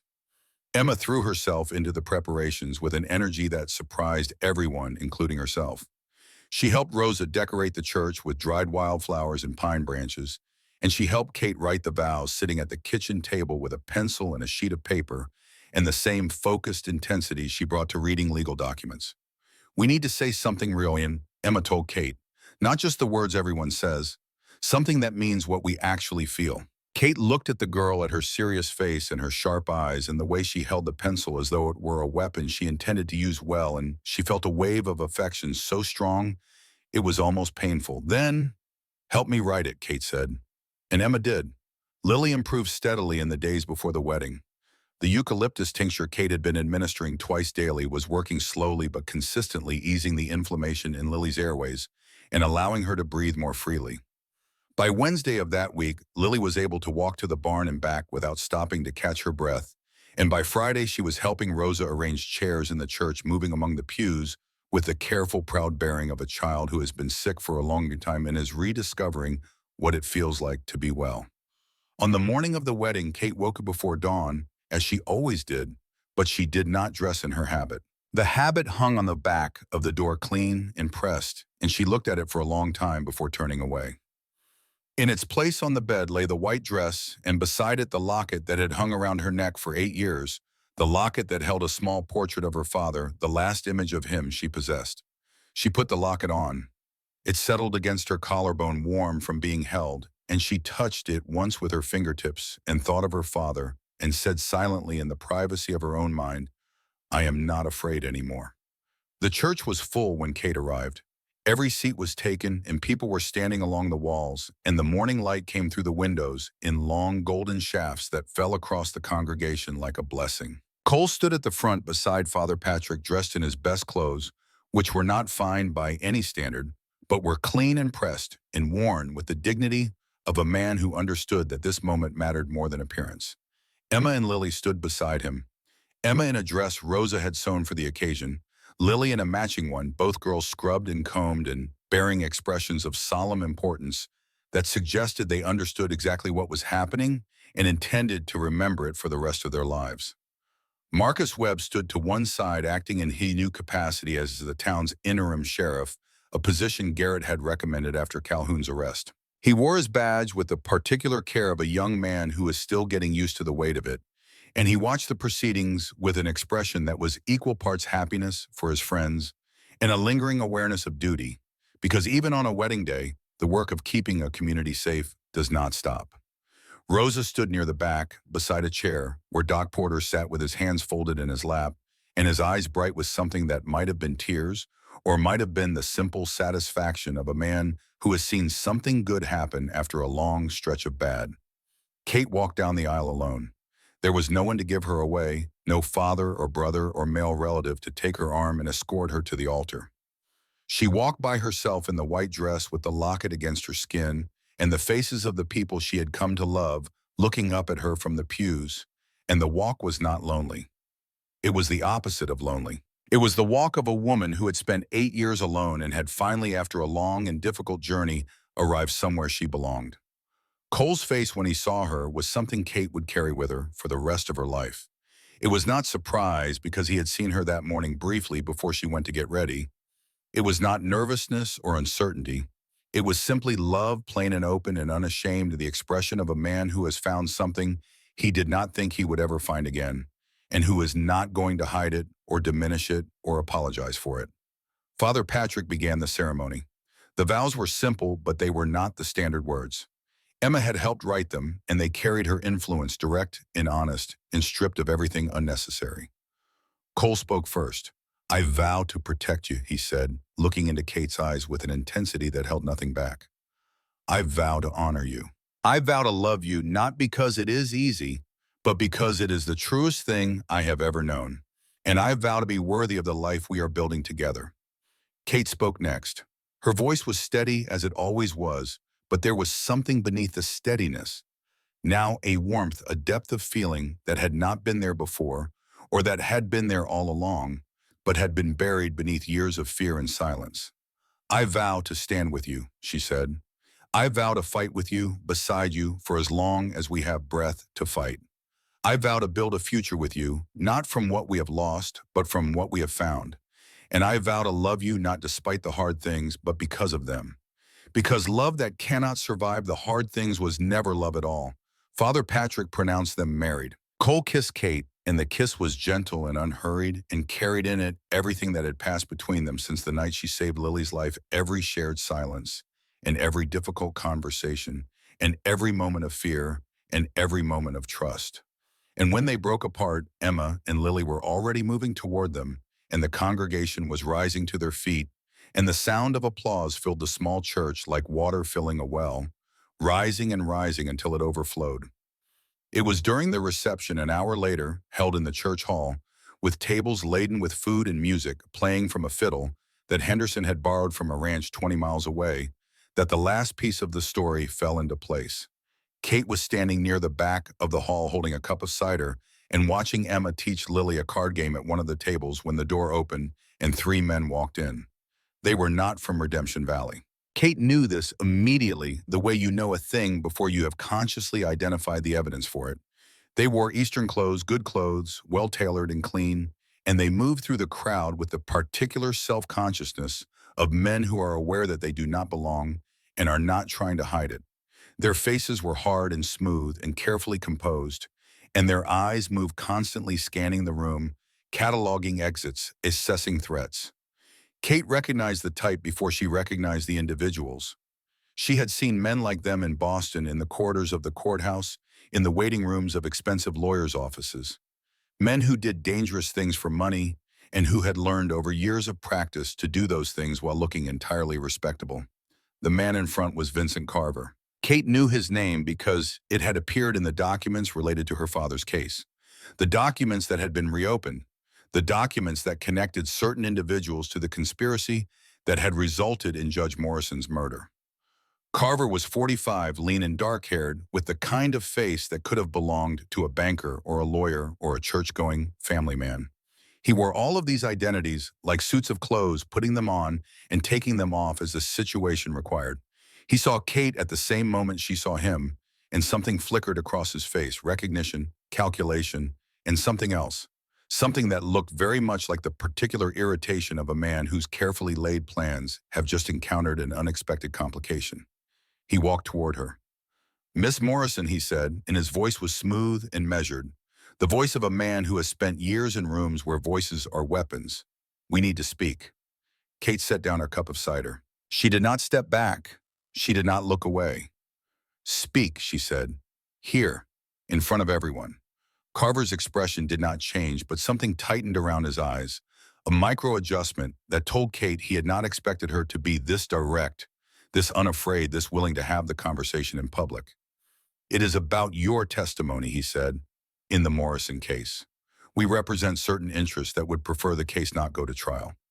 Kate looked at him for a long moment. Then she said in a voice that carried clearly in the sudden quiet that had fallen around them, because people nearby had begun to listen, "You killed my father." Carver's mask slipped. It was a small thing, barely visible, a tightening of the jaw, a flash of something cold in the eyes. But Kate saw it, and so did the people standing nearby, and so did Marshall Garrett, who had been standing near the door with a glass of punch, and who had gone very still the moment Carver entered the room. "You have no proof of that," Carver said. "I have a witness," Kate said. "The new witness in the reopened case. Someone who was there that night. Someone who saw everything. And I have myself. I was 18 years old and I watched you kill my father at the dinner table. I have spent 8 years trying to forget your face. I cannot forget it. It is the face I see every time I close my eyes. Carver's hand moved a small, involuntary gesture toward his coat, toward the inside pocket where a weapon might be concealed, and the movement was so slight that most people in the room would not have noticed it. But Marcus Webb noticed it. Marcus, who had been standing near the back, with his hand already resting casually on his belt, noticed the movement and took one step forward and said in a voice that was calm and clear and carried the full weight of the authority his badge represented, "Mr. Carver, I would not do that." Carver's hand stopped. He looked at Marcus. Then he looked at Garrett, who had moved closer and whose expression carried the particular stillness of a man who has been waiting for something like this and is not surprised to see it arrive. "Vincent Carver," Garrett said, "you are under arrest. Conspiracy to murder, witness intimidation, and conspiracy to obstruct federal justice." Carver did not move. He did not resist. He simply stood there in his fine Eastern clothes in the middle of a wedding reception in a small Wyoming town and looked at Kate with an expression that was not anger or fear, but something closer to bewilderment, the look of a man who has spent his entire career believing that the people he hurt would stay hurt and stay silent, and who has just discovered that he was wrong. Kate looked back at him. She did not gloat. She did not celebrate. She simply looked at him with the steady, clear gaze she had been developing for 8 years. The gaze of a woman who has faced the worst thing that can happen to a person and has survived it and has come out the other side not broken but stronger, not frightened but resolved. "My father believed in justice," she said. "You proved him wrong for 8 years. Today he is proven right." Garrett and Ellis took Carver into custody without incident. The two men who had accompanied him were detained as well, questioned briefly, and determined to be associates connected to the same conspiracy. All three were transported to Denver by the end of the week to face federal charges. The wedding reception continued after they were gone. The music resumed, the food was eaten, children ran between the tables laughing, and adults talked and drank and enjoyed the rare warmth of a community celebrating something good after a long stretch of difficulty. Emma and Lily sat together at one of the tables, and Lily was laughing at something Emma had said. A real laugh, full and bright, and the sound of it carried across the room and reached Kate where she stood beside Cole, near the back, and Kate turned to look at her new husband and saw that he was watching their daughters with an expression of such profound and simple happiness that it took her breath away. "We did it," she said. Cole looked at her. "Yes," he said, "we did." And he kissed her again there in the middle of the reception in front of everyone, and no one looked away because it was exactly the kind of moment that people in small towns remember and talk about for years afterward. The moment when two people who had every reason to be afraid chose instead to be brave and found in the choosing something worth fighting for. 6 months later, in the spring of 1888, Redemption Valley was unrecognizable from the place it had been the previous winter. The ranch thrived. The water rights objection had been sustained by the territorial court, and Blackwood's challenge had been formally dismissed. Spring Creek ran clear and strong through the valley, feeding the cattle and the gardens and the creek beds, where wildflowers were beginning to bloom in the warming air. Cole hired 2 new hands and expanded the herd, and by midsummer, the ranch was producing more than it had in any year since Martha's death. The school had grown. What had begun as informal lessons for 2 girls at a kitchen table had become a proper schoolhouse, with 12 students and a curriculum that Kate had designed herself, drawing on everything she had learned in the convent and everything she had learned since: reading, writing, arithmetic, history, and for the older students, an introduction to the law taught from real documents and real cases, because Kate believed, as her father had believed, that an educated citizen was the foundation upon which everything else was built. Emma was the best student in the school. She was also increasingly the most ambitious.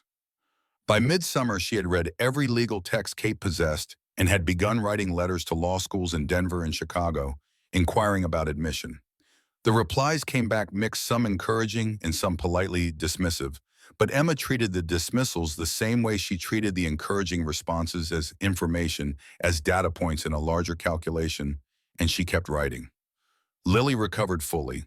The combination of Kate's tinctures and the warmer spring air had cleared her lungs in a way that no one, not even Doc Porter, had dared to hope for. By April, she was running through the yard with the other children, laughing and shouting and breathing easily, and Kate watched her from the porch and felt something close to miracle, though she would not have called it that. She would have called it luck or medicine, or the simple, stubborn persistence of a child who refused to be defeated by her own body. The Boston trial concluded in June. Vincent Carver was convicted of conspiracy to murder and sentenced to life in federal prison. The other two men received sentences of 20 years each. Judge William Morrison's name was formally cleared. His legacy restored his reputation, vindicated in the eyes of the law he had served for 30 years. A letter arrived from the judge in the Morrison case, addressed to Kate personally, thanking her for her testimony and her courage. Kate read it once, folded it carefully, and placed it in the box where she kept her father's things beside the wooden cross and the locket and the small leather-bound journal she had kept since the year after his death. Mother Superior wrote as well. The letter was brief, as Mother Superior's letters always were, but it carried a warmth that surprised Kate when she read it. Catherine, the letter said, I knew when I sent you to Wyoming that you might not return to us. I knew because I have watched you for 8 years and I have seen in you something that no amount of prayer or discipline could change. You were always meant for a different life, not a lesser life, a different one. Go with God's blessing, child. You have always carried it with you, whether you knew it or not. P.S. I suspect you burned the first letter I sent with you unopened. You were right to do so. Some warnings are only necessary if we believe them. You did not need mine. Kate read the letter on the porch in the late afternoon light, with Cole beside her and Lily playing in the yard, and Emma reading under the cottonwood tree by the creek. She read it once, and then she folded it and put it in her pocket, and she sat for a while in the silence of the evening, watching the sun move down toward the mountains and listening to the sound of her daughter's voices, and feeling for the first time and longer than she could remember completely at peace. Cole put his hand on hers. The gesture was casual, the way it had become casual in the months since the wedding, a simple point of contact between two people who had learned to find comfort in each other's presence. Regrets, he asked. Kate looked at him. She looked at the ranch, at the mountains, at the sky turning gold and pink and violet as the sun descended. She looked at the life she had built, or rather, the life that had been built around her, the unexpected gift she had found in this valley, and had chosen consciously and deliberately to claim as her own. Only when she said, Cole raised an eyebrow. I wish I had found this sooner, she said. Cole smiled. It was the real smile, the one that had taken months to coax out of him, and that still surprised her with its warmth every time she saw it. You found it when you were ready, he said, not a moment before. They sat together on the porch as the light faded and the stars began to appear one by one in the vast Wyoming sky, and the ranch settled into the quiet of evening, and somewhere inside the house Rosa was singing, and somewhere in the yard Lily was laughing, and somewhere under the cottonwood tree Emma was reading, and the world was turning as it always had, as it always would, carrying all of them forward into whatever came next. In winter 1887, a nun rode into Redemption Valley to teach children. She learned that redemption is not found in walls or vows. It is found in courage, in standing when you want to run, in love when you have known loss, in family you choose. Cole Brennan found redemption in a second chance at love. Kate Morrison found redemption in living instead of hiding. Two daughters found redemption in a mother who chose them. The valley earned its name that year, and the Brennan family lived to prove that no matter how dark the winter spring always comes. Word count report part 1 was 7,876 words. Part 2 was approximately 7,400 words. Part 3 is approximately 6,500 words. The total script is now complete at roughly 21,776 words, which falls within the target range of 20,000 to 22,000 words. All 3 parts are finished. The full story is done.